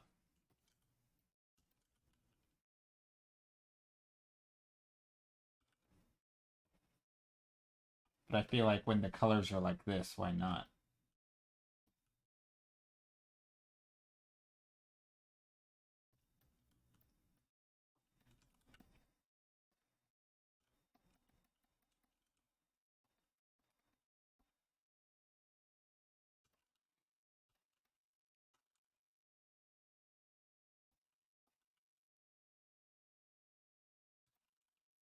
I'm gonna try to very, very intentionally not render this stuff. So I'm just putting lines here, almost as shorthand for flowers, and I'm trying to make it shorthand. Like I'm trying to be very, very simple with these lines.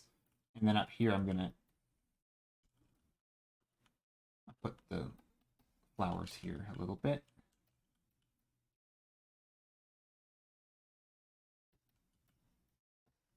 Trying to make interesting shapes.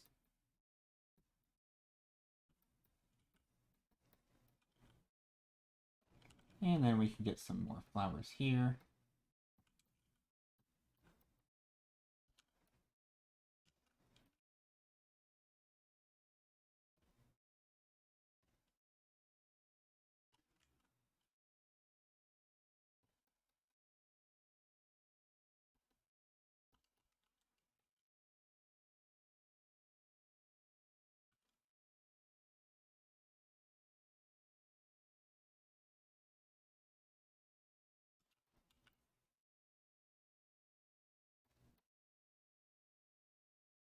I think that's nice. I don't know.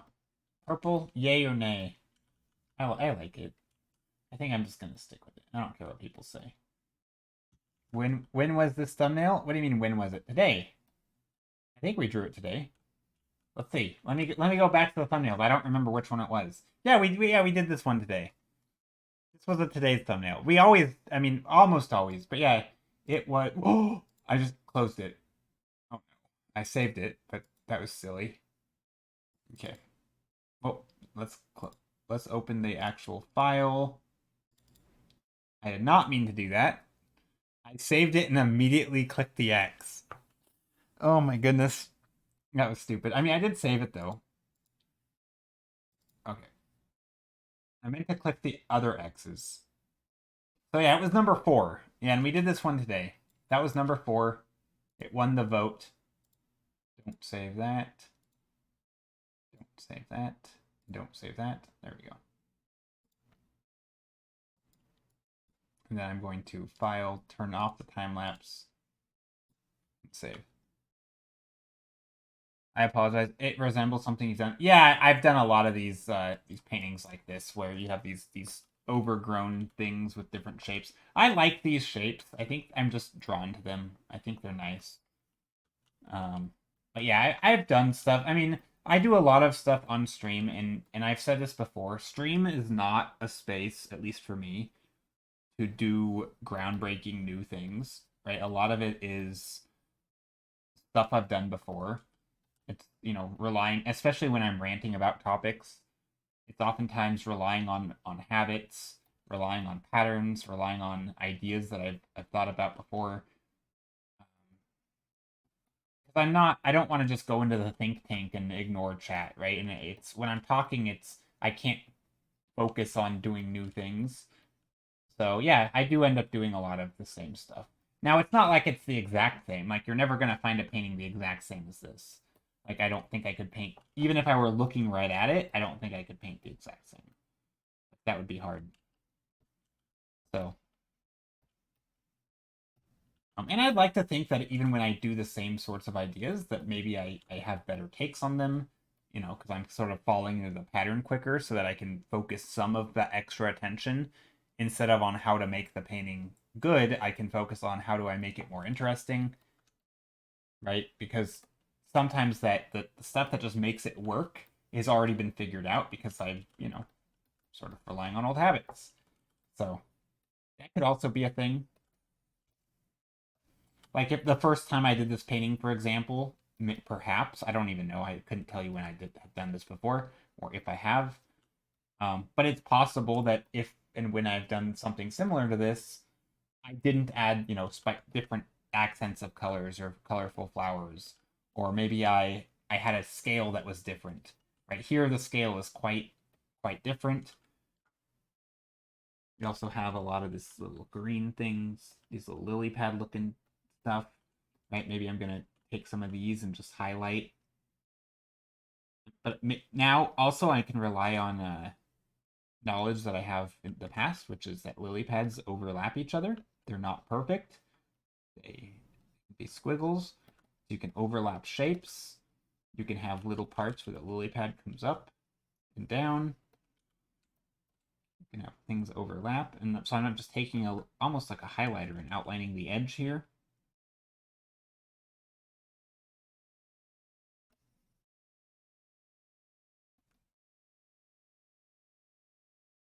Also, technically, lily pads have like a little lip, typically. So you can take these and no, that one's not good. Let's delete that. Yeah, like over here, I can do it. I don't have to do I don't do that every time, but it can be nice. It can be a nice way to add some accents.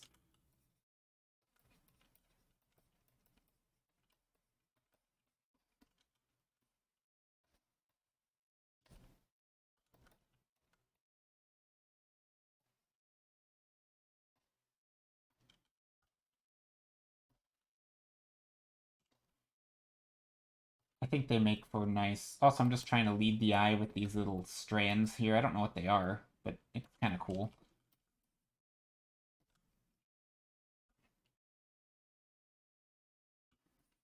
I also feel like these purple things are good, but they're not. They should be more.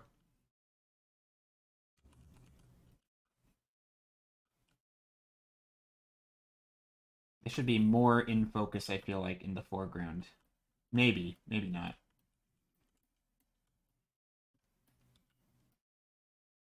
Okay, now I'm going to take a blue. I'm going to shift it towards blue and purple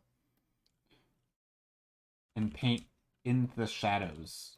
I feel like in the shadows we should have much more purple, blue, violet kind of colors because they're in shade.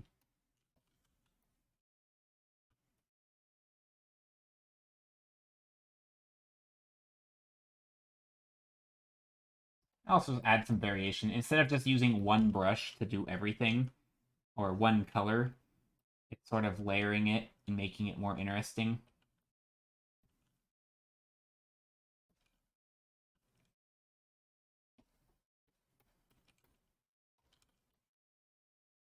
I think that's nice. And I can bring in some of the green here and show some of the stems if I want. We have a little bit of this brighter green down here. I can come in here and add little scribbles in there. I don't want it to go too detailed though.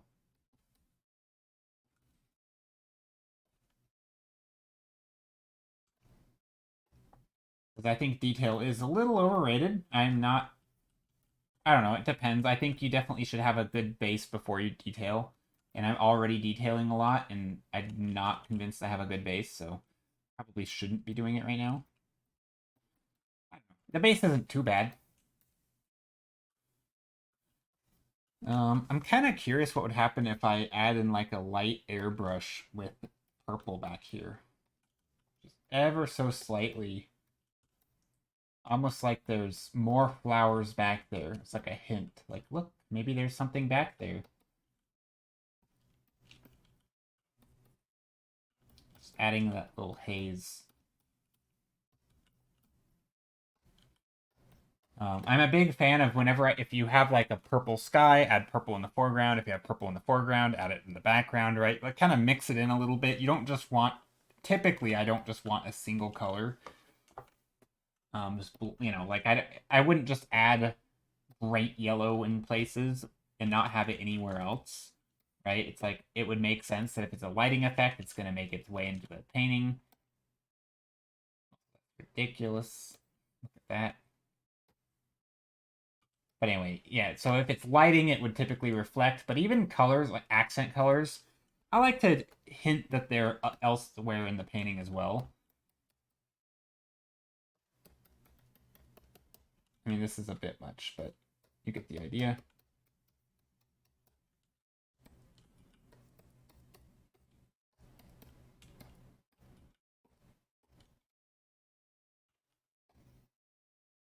Ooh, that's something.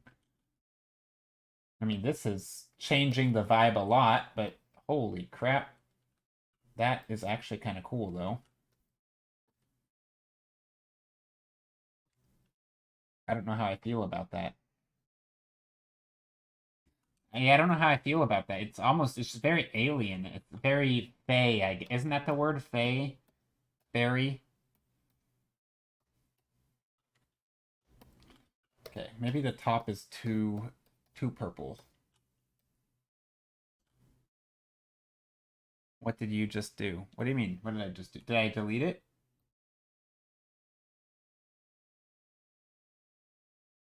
Are you asking what I actually did? I added a purple overlay and the hit went hard on the holding down the. Yeah, if you're actually asking what I did, I used an overlay and I just grabbed this pink purple color and literally just took a big airbrush and pressed down full opacity and went like that. And thought, hold up, that's almost cool. But then I toned it back a bit. Maybe I still can go a little harder.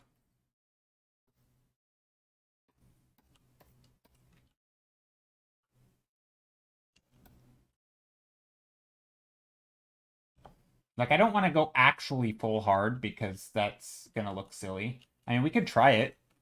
Here, let me go into overlay again. So, like, if I go, okay, that's just getting ridiculous. Like, I don't want it like that. But yeah, if I start erasing stuff or deleting things, toning it back to where I want, I don't know, I'm pretty happy with where this is actually. Maybe breakthrough greens, blues hitting the floor from the top. Yeah, maybe. And that's easy to do because we already have those greens, right? We've already painted our image as green. Too much is too much. Yeah, I realized it was too much. I was just, but I. So the thing is, though, I even thought this was going to be too much, right? Which is why it was already very green, right? This is very green, and when I added that purple, like that's the thing, I didn't really know. So there was a bit of experimentation, right? You don't always know what it's going to look like. You might even have a hunch it's too much. Or it might be that it is too much, but you get an idea that if it's slightly different, right, not just less, but just different in a different way, then maybe it'll be better.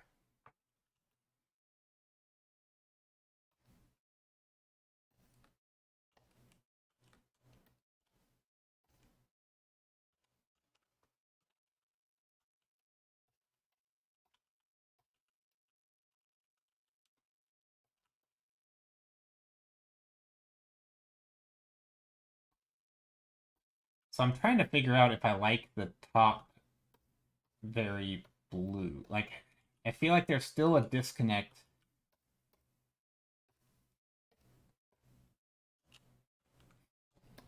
Well, I think this is okay. And green lights hitting the floor from the top. Yeah, maybe. I am not sure. Could add some green up here.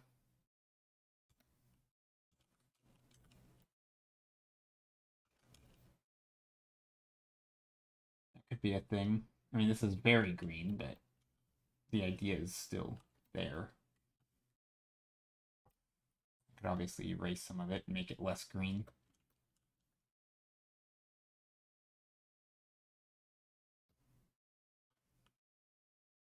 Or it could just be very sporadic. We don't have to have it everywhere. Just enough to show that there is some green down here.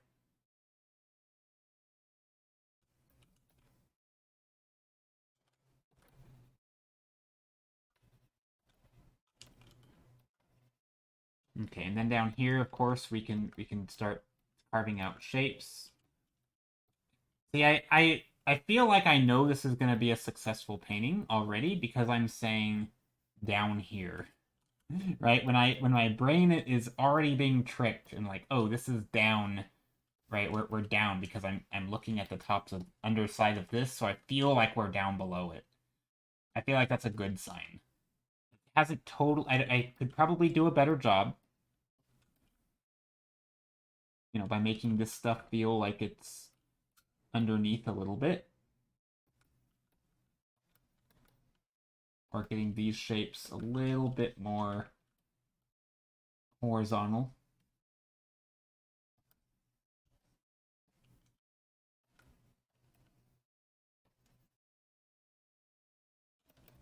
Okay, I'm gonna duplicate stuff.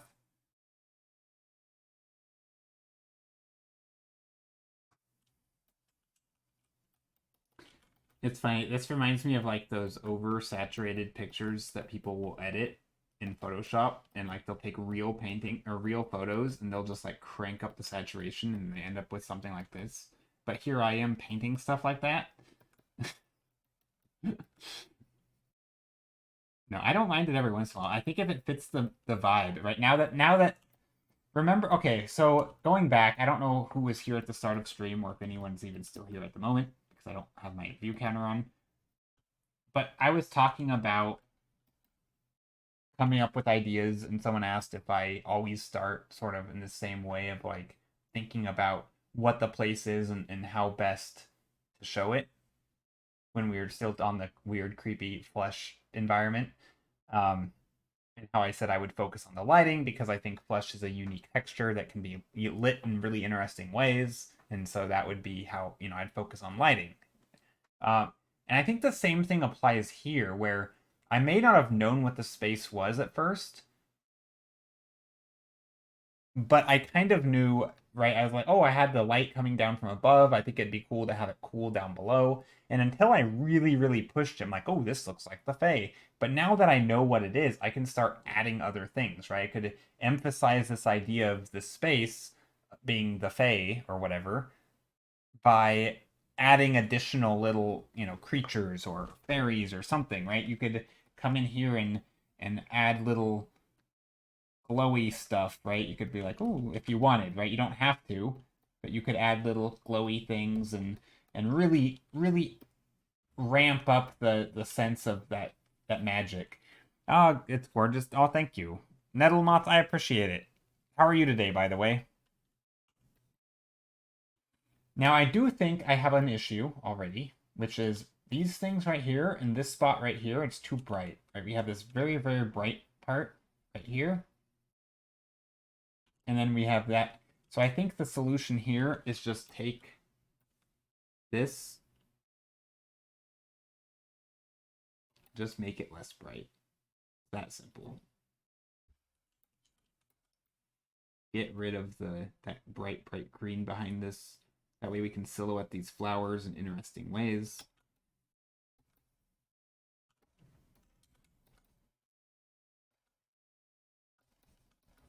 There, that'll work.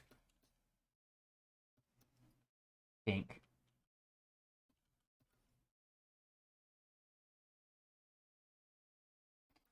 I don't want to render each lily pad or anything, but I do want to guide the eye, so I'm trying to do like a...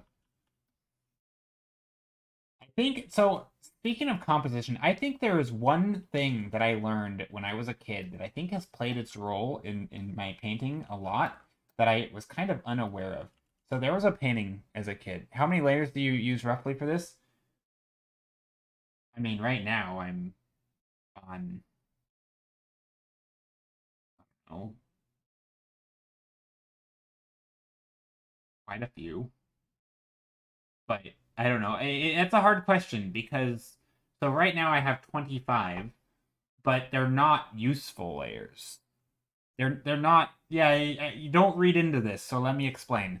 They're layers as in like I want to add something new, but I'm afraid of messing things up, so I just make a new layer and then I forget it. But I will never go back to old layers, right? I don't. So a lot of people will do things like um, they'll they'll make a painting where they start with line art, right? They have like line art, and then they'll make a new layer and they'll do like flat colors, right? And then they'll make a new layer and they'll add like highlights and then they'll make a new layer. And then they do shadows and then they make a new layer. And then they do specular light and then they make a new layer. And then they do other shadows and so I don't do that. I my layers are purely as like let me try this. So for example, if I say yeah, and it's great. I mean, I think having a process like that is fantastic. But what my layers do not serve a purpose, so I could just as easily have said 1 as I did 25. It does not matter. Layer count is irrelevant for the way that I paint. I'm simply doing it as a safety net. So if I say I want to add, like, what if I try adding a character in the background? I'm going to make a new layer. Not because it's a character. It could just as well have been a building. Let's say it's a building. I want to add a building. Do I like it? No. But so I may not even delete the layer if I don't like it. I could delete it, right? Because I've made a new layer. But I could also just paint over it, which is oftentimes what I do. And now this layer is just literally a repaint of the exact same thing I already had. So this layer is now worthless, right? It didn't really change much, just a little bit of noise. Um, and maybe I'll add over here. Oh, I'll add some flowers, and then I'll move on and I'll make a new layer, and I'll paint some other stuff. I just start I just kind of make a new layer every like 5 minutes, but it's not a matter of necessity. The only times that I make new layers out of necessity are when I do lighting modes. I've been told off for not putting everything on different layers. Yeah, I mean, I don't. Yeah, I very much paint on one layer. Let's put it that way. So I will oftentimes flatten my image or I'll duplicate it because I do a lot of blending as well, right? I do a lot of like blending tool, this kind of thing. I can't do that across layers very well. So I will just make a duplicate layer with everything and I will frequently merge my layers just for file size. Now I'm on literally one layer. This doesn't count, right? I just merge, and I'm going to keep it this way. I'm actually going to merge it, I think. I don't know, maybe not this time because I actually did do some things. Um,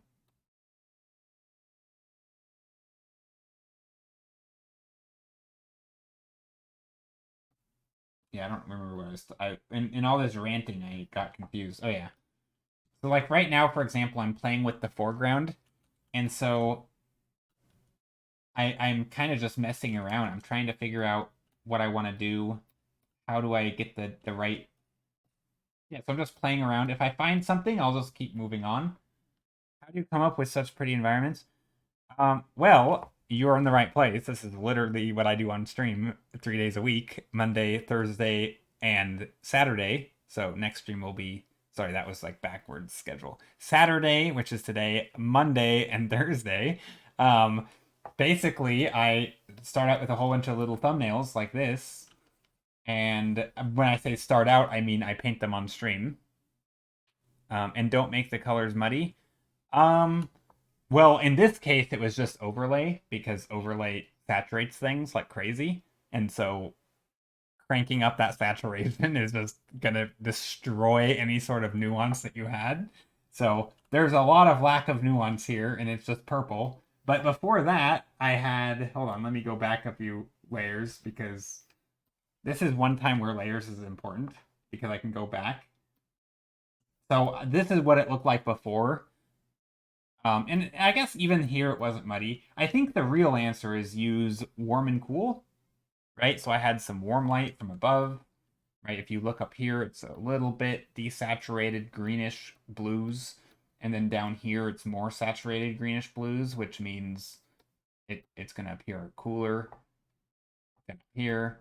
Yeah, so warm and cool is the short answer. But also, so let's just say I'm painting something. Let's say, I don't know, we're going to go in the red and orange area today. Right, so let's just say I'm painting a quick environment. Basically, to make things not look muddy, use gray. And this sounds ironic because people think of muddy as grays, but that's just not true. Lots of grays, lots of warm and cool, so contrasts in that way. So yeah, you might start out with a painting like this. You might shift. I'm just shifting the hue each time I put down colors. Doesn't really matter. I'm just getting lighter and lighter. I'm going to go up to. Honestly, the color here doesn't matter. Because I'm going to change it, and you're going to watch me change it. But here, this is not very appealing. This is just one color. So what if I added, say, a blue? I'm going to do a blue sky. It doesn't have to be that color blue. It could have been this color. It could have been more gray. It really doesn't matter. Could have been all of them. I'm just going to start mixing them, make some interesting shapes. But also, I think the real answer on how to not make things muddy is to mix. So this blue sky is going to interact with other stuff, right? It's going to interact with this ground down here. Right, you're going to have the blue light shining down a little soft. It's not going to be like this, right? That would be silly. That's not going to look like that unless maybe it was water and reflecting. Speaking of which, we can totally add some water. Right, we'll add some lakes back here. Maybe there's a lake sitting right here and something in here. This is in perspective. Okay, so now we have our lakes. Lasso tool magic. You know, so okay, so this environment isn't particularly vibrant, but we have values, right? We have some mood. And now it's just a lot. Sometimes I'll just explore. So maybe I'll be like, oh, I want, darker shapes on the sides.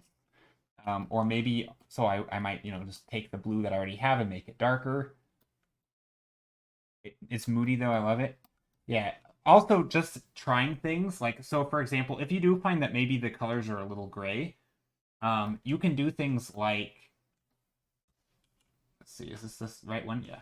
So you can do things like edit, tonal correction, hue saturation. Sometimes you can do things like crank up the saturation, see if that looks better. I find sometimes if you go to the extreme and without looking at the slider, start dialing it back until you think the image looks good. And you're like, ooh, I like those colors, right? Well, that's very much more saturated than what we had, right? That's way more saturated, which is fine. I mean, it's also good to have grays. Alternatively, if I go back, sometimes there are tools like overlay is one of them, right? Overlay works because overlay makes things more saturated. So if I grab like a red, I could do an overlay right in here, right? This is the same effect as before, except now it's very isolated, slightly different color. So that's kind of cool. Similarly, we could do color dodge, right? That's another tool. So sometimes it's just making, what's happening? Okay. I could do color dodge. I probably wouldn't do it here because it's very, very bright already, but I could take a color dodge, maybe an orange, and I could add in color dodge to get some bright. This is making it look more misty. That's a different effect. And this isn't an end result, right? This is just all this is all with the goal of finding fun colors. So I actually like if we go back, I don't like the color dodge here. This is ugly. But I did like the overlay. Overlay was nice. So if I add overlay here, I'm going to go back and add it again. Yeah, so this is kind of cool. Maybe some brightness. The white wasn't too bad, and actually I can hand paint that in, right? I can come back and hand paint in some of that bright light. Maybe even there's some mist now because I kind of like that idea or whatever, right? So a lot of color picking for me, or maybe I say I think the foreground needs to be darker. I could just take this color and make it darker, but that's typically not what I do. Oftentimes, this is an opportunity to ask myself, do I like the saturation? Well, maybe I can go a little bit more intense. And a lot of it is pattern recognition from just having done this a lot. I might take a dark blue or something, add a vignette to my painting, and maybe in the process I saturate some of the parts. Um, that could be a thing, right? So oftentimes when I do use overlay layers and color dodge to correct things, like color dodge to correct values is a big one. Where if I'm painting very dark and gray and I want to bring some light in, well, I can also bring in some saturation. And what do you know? Most of the time, lighting is the most saturated part of your painting, right? If you have a bright pink light shining on stuff, the stuff it's illuminating directly is going to be the brightest, right? Because the light was bright. So that happens a lot. So yeah, I that's kind of how I work. Also, just as a tip, if you ever, a lot of it just comes down to color harmonies, I guess. Not harmonies. That's a bad. I don't like that. So if I add a random color, let's say this, right up here, this may or may not work with the rest of my painting. So try to add it elsewhere, right? Try to add it into the foreground, right? It's going to affect that sky. If I want to add yellow in here, I can pick a random yellow. It may not look great, but once I start mixing it, whoops, let's merge all my layers. But once I start mixing it, right, yellow on its own may not look great, but I can start mixing it into the environment, mix it into the other colors, right? Maybe there's some flowers down here to accent the color that we have up top. I'm kind of doing the same thing that we did today, right? So sometimes it's not the color that's bad, it's how you use it and creating a balance, right? It's sort of like that. Like on it, if I only put a little bit of yellow in here, it would look terrible.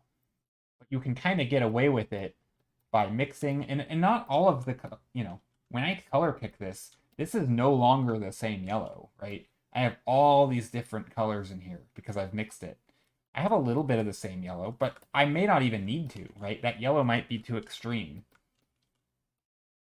So a lot of it's mixing and blending, and the color you end with may not be the color you started with. For example, if I wanted to add green, right? Green, I can't just go in and add green. This is going to look silly. But what I can do is take that same green and lightly, very, very lightly paint on top of the colors that already exist. So shadow colors here, light colors back here.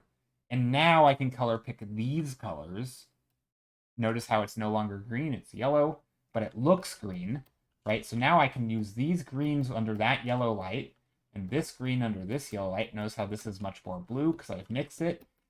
These colors I feel like I could work with. So even though I color picked a green, this is also may not look good, but whatever, go with it. So yeah, I basically by mixing and blending. And of course, just adding a little bit of green may not be good, so maybe you have to just overdo it. This may be ruining my painting. Again, this is just an example. But the idea is that if you want to add a color, oftentimes mixing and desaturating it by blending, letting Clip Studio or Photoshop or whatever you're using, let it do its magic. Don't just pick colors straight from the tube. Classic traditional painting advice. Right? I'm not just picking the pure green.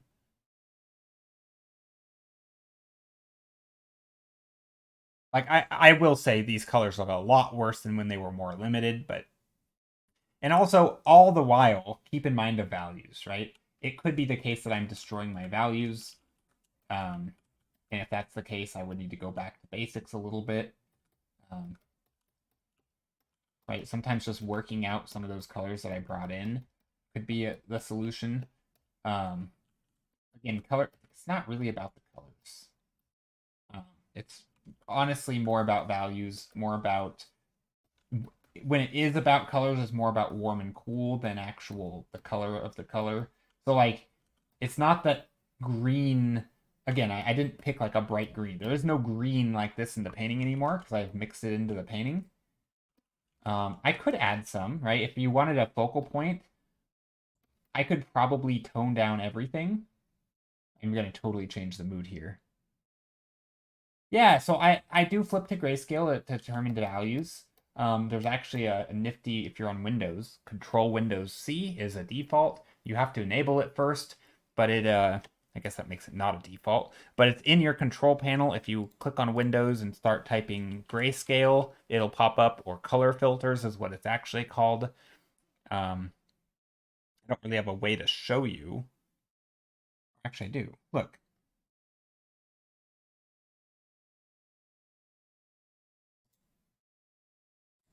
Click that. Color filters. Click that. System settings right there. Loop. The hotkey is Control Windows C. You can turn it on and off automatically. You can just toggle it just like that. It's super nifty. You can do it independent. You don't even have to be in Photoshop or Clip Studio, right? It's just a Windows feature. That's super nifty. You guys actually can't see this. Yeah, no, a lot of people didn't know that. You guys actually can't see this when I'm streaming if I'm on my other scene. So sometimes I will flip to grayscale while I'm painting without you guys knowing that I'm doing it. If I want to show you guys what I'm doing, I'll just manually flip to grayscale. So yeah, I do flip to grayscale, right? This is the one we're painting today. Oops, not that. Do you upload your VODs anywhere? This is amazing. I do. I mean, oh gosh, I'm so far behind on VOD uploading. Some of them, not all of them. I tried to have an archive channel on YouTube for all my VODs, but I'm so bad at remembering to upload them that most of them, there was like a good month and a half where I uploaded most of them, but I need to keep doing it. They automatically save to Twitch for 2 weeks, I think. So yeah, they save on Twitch for 2 weeks before they're deleted, and I sometimes try to upload them to YouTube before they're deleted, so I have a record of them if I ever need them. But I can't say that I have all of them, right? Most of them are lost to time. But yeah, so I do have VODs. You can always watch them. They do not have music. It's just me. Oh, I just didn't see the link to YouTube in your socials. So yeah, it's not really. So the VODs channel is even less known. It's honestly just for me, but they still are 30 VODs YouTube. There you go. Let me find it. Wait, 90 subscribers. What? Okay, apparently people have followed it. Yeah, you can see I only have 40 streams uploaded. Some of them aren't even that. So there's that.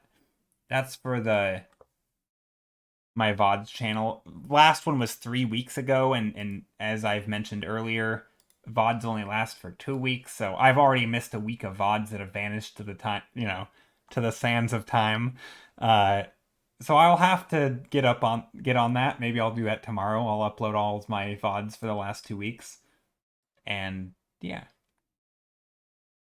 So I don't know. VODs are weird. I honestly don't like, you'd have to comb through them. A lot of it's the same stuff. I'm not always trying to be educational. I also have an actual YouTube channel. YouTube, which again, I think my VODs channel is going to surpass my real YouTube channel because I don't really upload to either. YouTube is not a place that I wouldn't recommend my YouTube channel.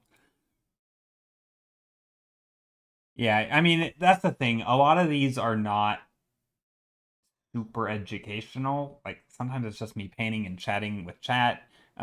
Whenever there's questions directed at me, I can start answering things much more concretely, right? If somebody asks me, how do I do this or that, or what am I thinking about, I can answer those questions. Also, we're going back to the crazy saturated vibes here because it was fun.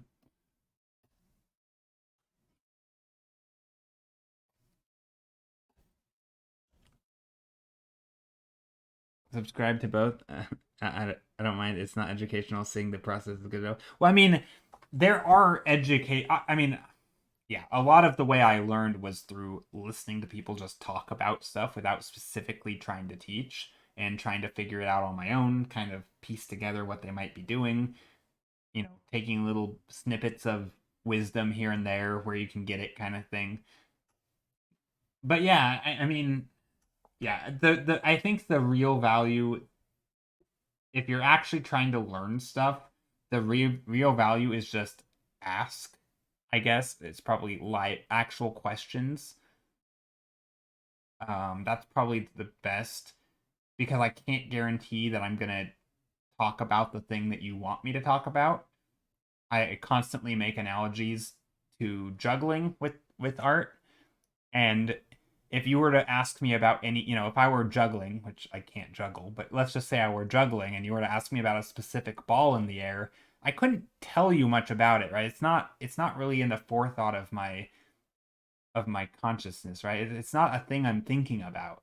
But if I think back, I could tell you how to get there, but I'm not always thinking about every single thing about art all the time, right? I can tell you about values, and I can tell you about color, and I can tell you about composition or perspective, and I can tell you about shape design, but I'm not always thinking about all of them, right? How do I become a millionaire then?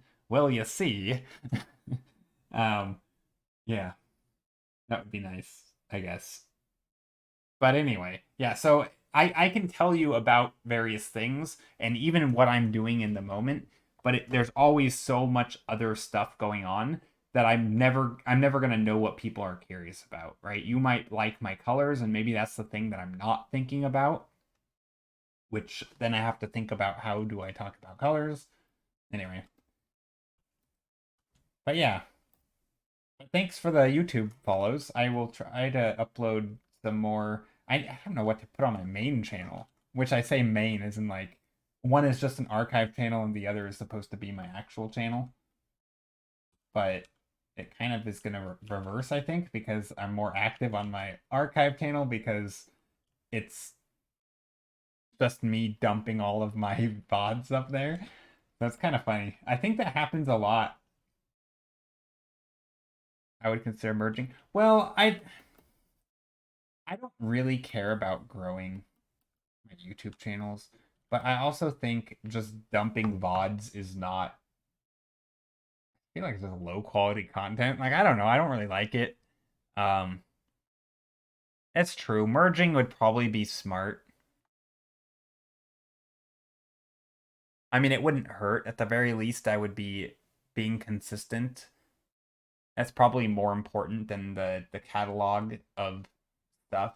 Yeah, I don't know. YouTube is something that I am not. I don't really treat social media as super highly. No, I mean low quality isn't like no editing, just dumping it on there. It's not content that like everybody who streams can have a YouTube channel and just dump a VOD. That's like a normal thing for a lot of game streams, and it's not exciting. Like I mean, sometimes it is, right? But it's live, and a lot of it's going to be not fun. A lot of it's going to be boring, right? In theory, it would need to be edited.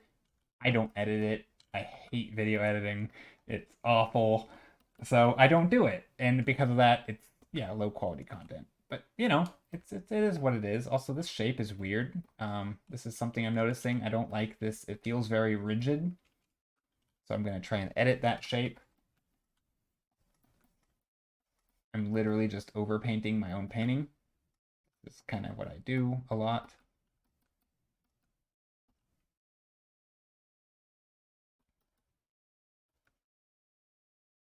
The same is why I gave up making art time lapses. So I use Clip Studio, and it actually has a time lapse feature directly in it.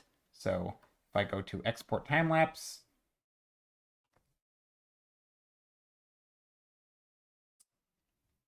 you will see me exporting here, and I can show you what I'm seeing. Just gotta wait. So this is today's stream. I started out with a bunch of blobs, and here's a time lapse. I mean, this is literally a time lapse of my painting today. This is a time lapse of my stream. Um, yeah, and you can just see a little time lapse here. I could also make it a longer time lapse. So I did all these little thumbnails. We selected one, which was number 4. I started painting on it, changing things, rescaling, sizing, just adding stuff. This was today's painting. So yeah, time lapses are very easy to do in Clip Studio. I don't know if you use it. Um, yeah, it doesn't follow everything. Yeah, yeah, it's not great for seeing how people work, right? If I go navigate to a menu, you can't tell. This is more of a what do you call it? This is more of like a showcase of look at the painting come to life. This I feel like this time lapse feature is more for people who don't do art than people who do. If you're looking for someone who does do art, you want to actually be able to see them like, oh look, they very very quickly dropped down a menu and clicked the thing, or they zoomed in and out. It can get a little jumpy though if you're doing like screen recording, which is why I don't typically like to screen record like that for time lapses. I think it gets especially also because I stream, I have this little thing down in the corner, this little box, and it very quickly start flickering because it's skipping through so fast, and it sometimes will obstruct the painting if I go over here, or like there's I don't know, it's not always great.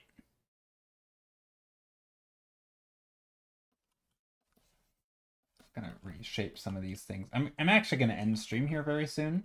So thank you all for being here. I really appreciate it. Of course, I'm not quite ending it now, but I will. Hey, Colin Mullen, how are you? Yeah, I am gonna end stream here pretty soon. I just want to quickly sketch in some contours down here to help showcase the perspective a little. Also, I'm not sure about this shape. Of course, we love watching your work. No, thanks. I appreciate it.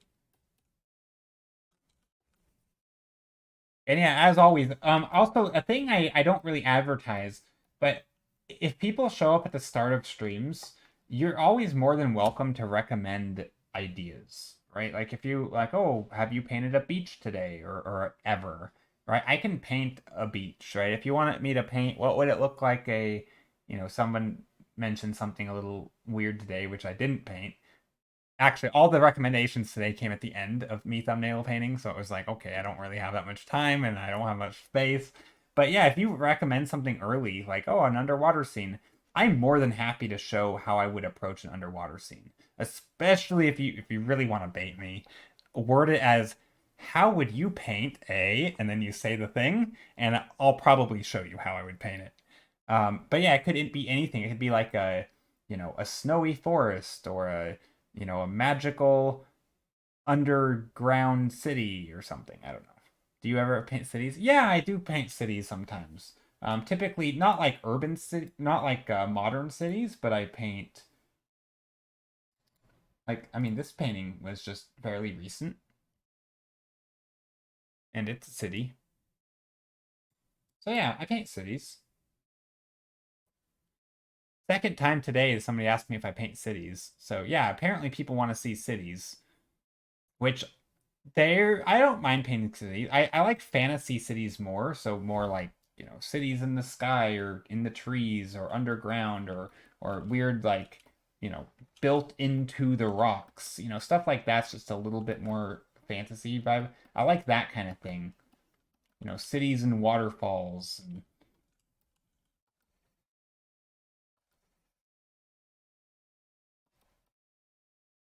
draw Detroit. Yeah. Yeah, not big on the let's draw an actual city thing. No, that's not typically what I do. How would you paint million realistic dollars that I can print and use as real money? I feel like there's a theme here. You wanna get rich. I get it. I don't know. I don't have an answer to that. I would rather. I mean, if getting rich is the end goal, you might end up getting there in a really unfulfilling way and spend your entire life doing it, and then you look back and you're like, wow, I didn't do anything I actually enjoyed. So I don't know. I'd much rather focus on enjoying things and not caring about that too much. But if you want to help out, feel free to subscribe. Also, Lawful Good, thank you for the follow. Oh, speaking of process videos and stuff, I don't know how useful it'll be. I do have a Patreon. Sorry, I went into like to okay, sorry. I do have a Patreon where I post my time lapses. I'm a little behind. I think I have like 80 of them up there though. Time lapses is like a little write up of what I would do differently, or it's not typically finished paintings. They are time lapses of streams, kind of like this one that I just showed you, and it would be like a little write up of what I would do if I were to continue it, or what I like about it, what I don't. Did I learn anything? That kind of thing. Almost like a little mini self critique. I do put those on Patreon. Don't subscribe for the content though, because there isn't a whole lot of it. Just like 80 videos or something, and I try to upload some every couple weeks. But yeah, only subscribe to Patreon if you just want to support me, because yeah, no promises on good content. Anyway, back to arting. Yeah, so I think the last thing though, actually I like this painting today. I think I'm pretty happy with it. I think it's fun. I think there's some issues though back here. I think it gets a little.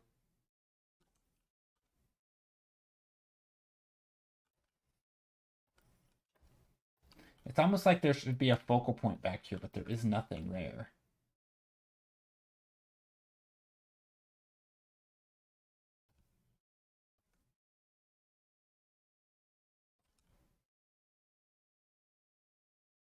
So maybe we put something in there.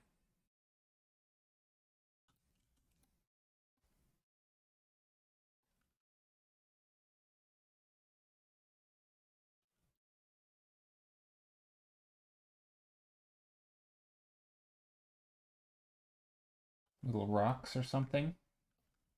I don't know. You could try that. It almost looks like tombstones now, but it's not bad.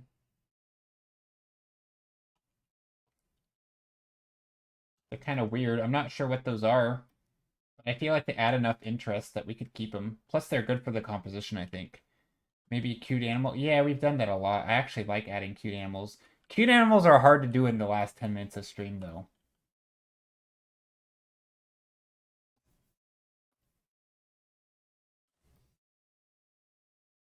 We're just going to go with these little stones, little guide stones or something.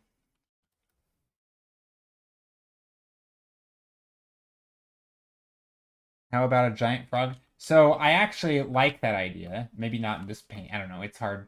Um, I actually like the idea, but we are getting a little close to the end of stream, so I'm gonna not do that. A blob. Yeah, I could have like a little green slime, a green blob slime. That could work.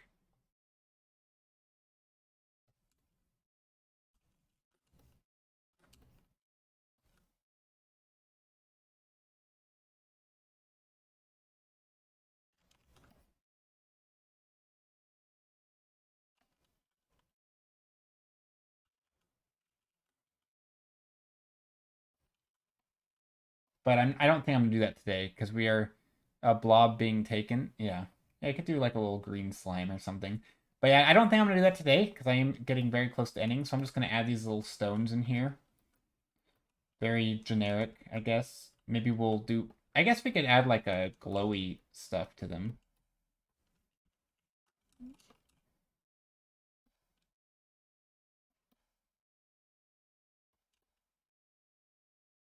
Little smile stones. Smile stones. They're like milestones, but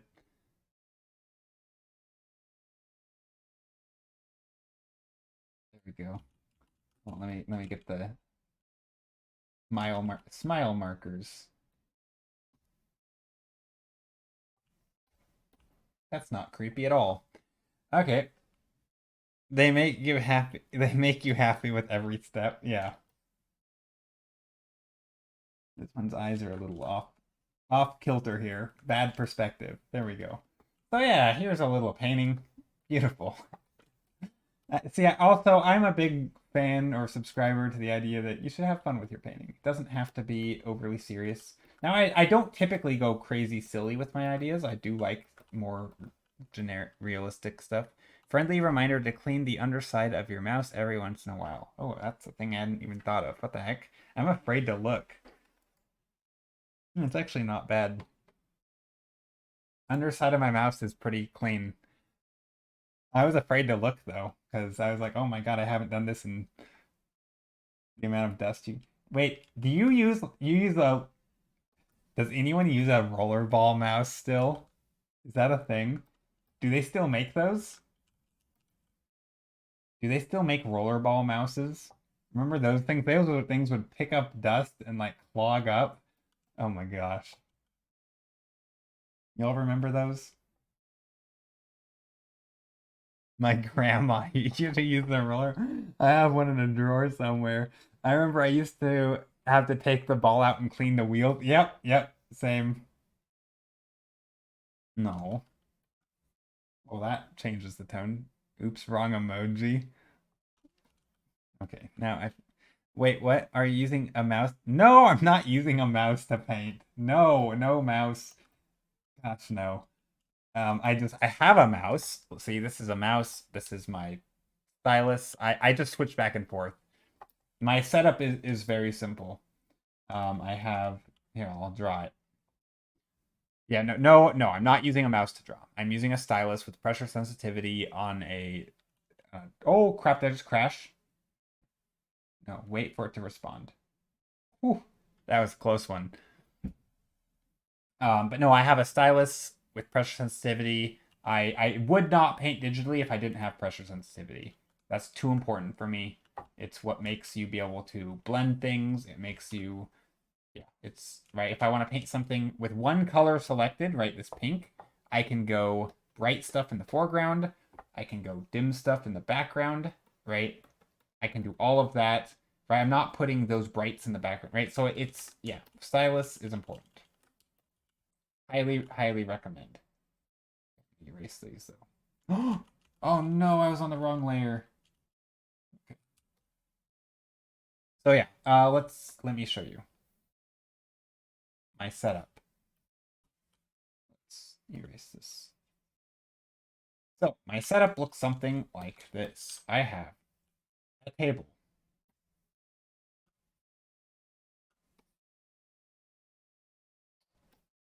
On my table, I have a monitor right here. I'm doing a still life right now.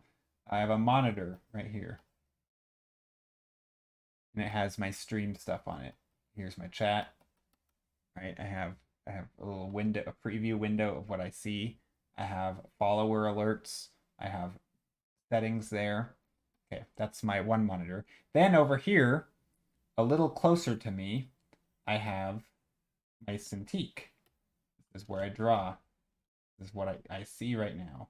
I see myself drawing my monitor with the no, just kidding. I'm not gonna go like that. So yeah, I have my Cintiq here. I'm gonna make it dark. Well, it's closer. Sorry, it's closer. It's close. There's perspective. It's not that big. It's 22 inches. It's 22 inch diagonal. It's not touch, but it is pressure sensitive. Anyway, so there's my Cintiq. And then I have my keyboard, which is actually hiding behind here at an angle. I know, totally ergonomically good. This is not, anyway, here's my keyboard, right? My hand is like this, and then my hand is, yeah, anyway. And then I have my mouse underneath here. This is totally how I draw mouses. This is not what my mouse looks like, but here we go. So there's my mouse. And it probably connects somewhere. Anyway, so that's kind of what my setup looks like. And so yeah, if I'm drawing here with my stylus, right? My stylus is here. I'm drawing on my tablet. Right, I'm drawing squiggles and stuff. I can just very quickly set down my tablet or on my on my desk right here. I set my tablet or I set my stylus down right here, and then I just move over to my mouse. So it's very, very simple. So that, yeah. I started with a small tablet, a pen tablet, like the size of my keyboard. It lays flat on the table. That's what I started with, but a couple years ago, I upgraded to a Cintiq. It's quite nice, but I think if I had to do it over again, or my next tablet is gonna lay flat on the desk again, it's not gonna be a display. I don't mind displays, but I think I like the regular smaller ones better. I think it's just better ergonomically. I don't know. Honestly, I'm not sure what I like. I like them both. They both have upsides. But anyway, this is kind of what my setup looks like. It's very simple. Technically, I have a light back here too. It's not a ring light. It's just like a regular light. It's not even on right now. It's just a light that sits on the floor behind me that can light stuff if I need. I have a mic arm connected actually to a different table over here, but it's a mic arm that sticks like this, and then it's here so I can talk. So here's my mic. Let's see what else. I think that's about it. My tower is down here. Beep beep boop. All the stuff. Things plugged in. Um, yeah, I have a cord going across the floor here to the mic, and there's some cords coming down here. I have a little piece of tape on them so that I'm not kicking them or whatever. Yeah, I think that's pretty much my setup.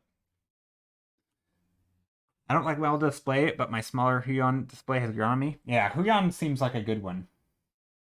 Anyway, so thank you all for hanging out. I really appreciate it. Means a lot that you were all here, and I'm glad I like where this painting went. I mean, not I'm glad where this painting. I'm glad with the progress that we made today. Also, tomorrow I will be spending an hour. I'm not going to do an art session, I think, afterwards, but I am going to do an hour long, maybe an hour and 15-minute long, like video watch session of random YouTube videos and tutorials in Discord at 8 a.m. my time.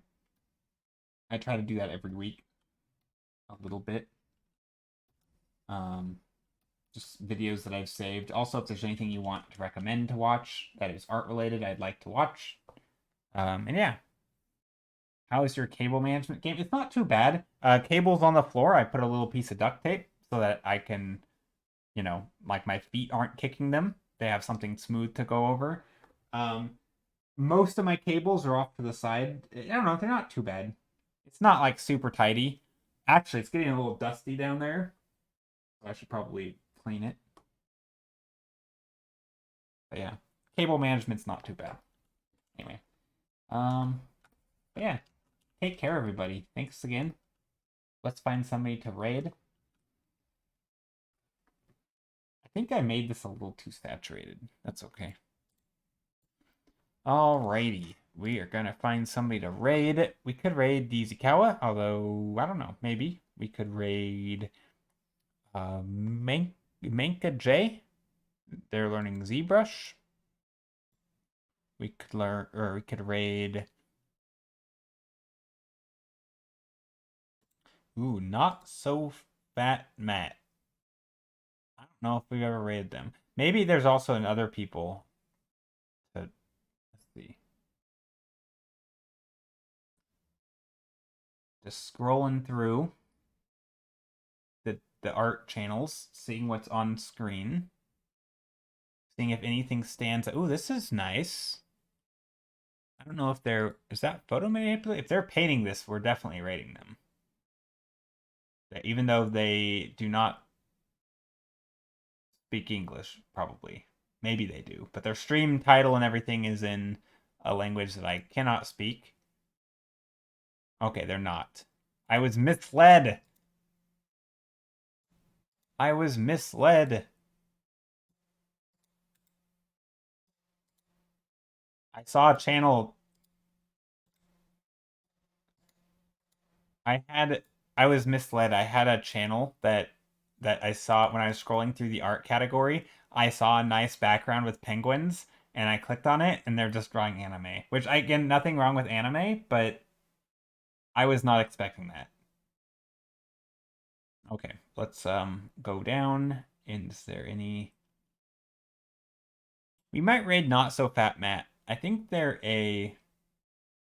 I guess you could call them. I think they're a newer artist. I don't know. I'm not sure if hobbyist or newer. I don't know what you want to call it. But they are doing environments, which is always kind of cool. I like to raid people who are doing environments. Just scrolling through, seeing if there's anybody new. Yeah, let's raid Not So Fat Matt. I don't know if you guys know them. They are a person who's been streaming here a lot. They actually, this is a very nice painting. I don't know why. Yeah. Their name's Matt. They do a stream every now and then, according to their description. I like them. Yeah, they're great. They yeah, they're just another environment artist. Anyway, let's raid them. Thank you all for being here. Again, I do have a raid call if you'd like to raid or copy and paste it. Oh, thanks, Kath. Also, yeah, take care. Have a good rest of your week. See you on Monday. Or have a good rest of your weekend, I should say. All right, see y'all. See ya, see ya. Take care of yourselves. Don't forget to hydrate and blink and stretch and walk around and eat and all the stuff. All right, take care. I'm bad at outros. This is my outro. Bye. Just keep on saying bye because there's a delay and I want to make sure everybody can hear my goodbyes. All right. Here we go. We're going now.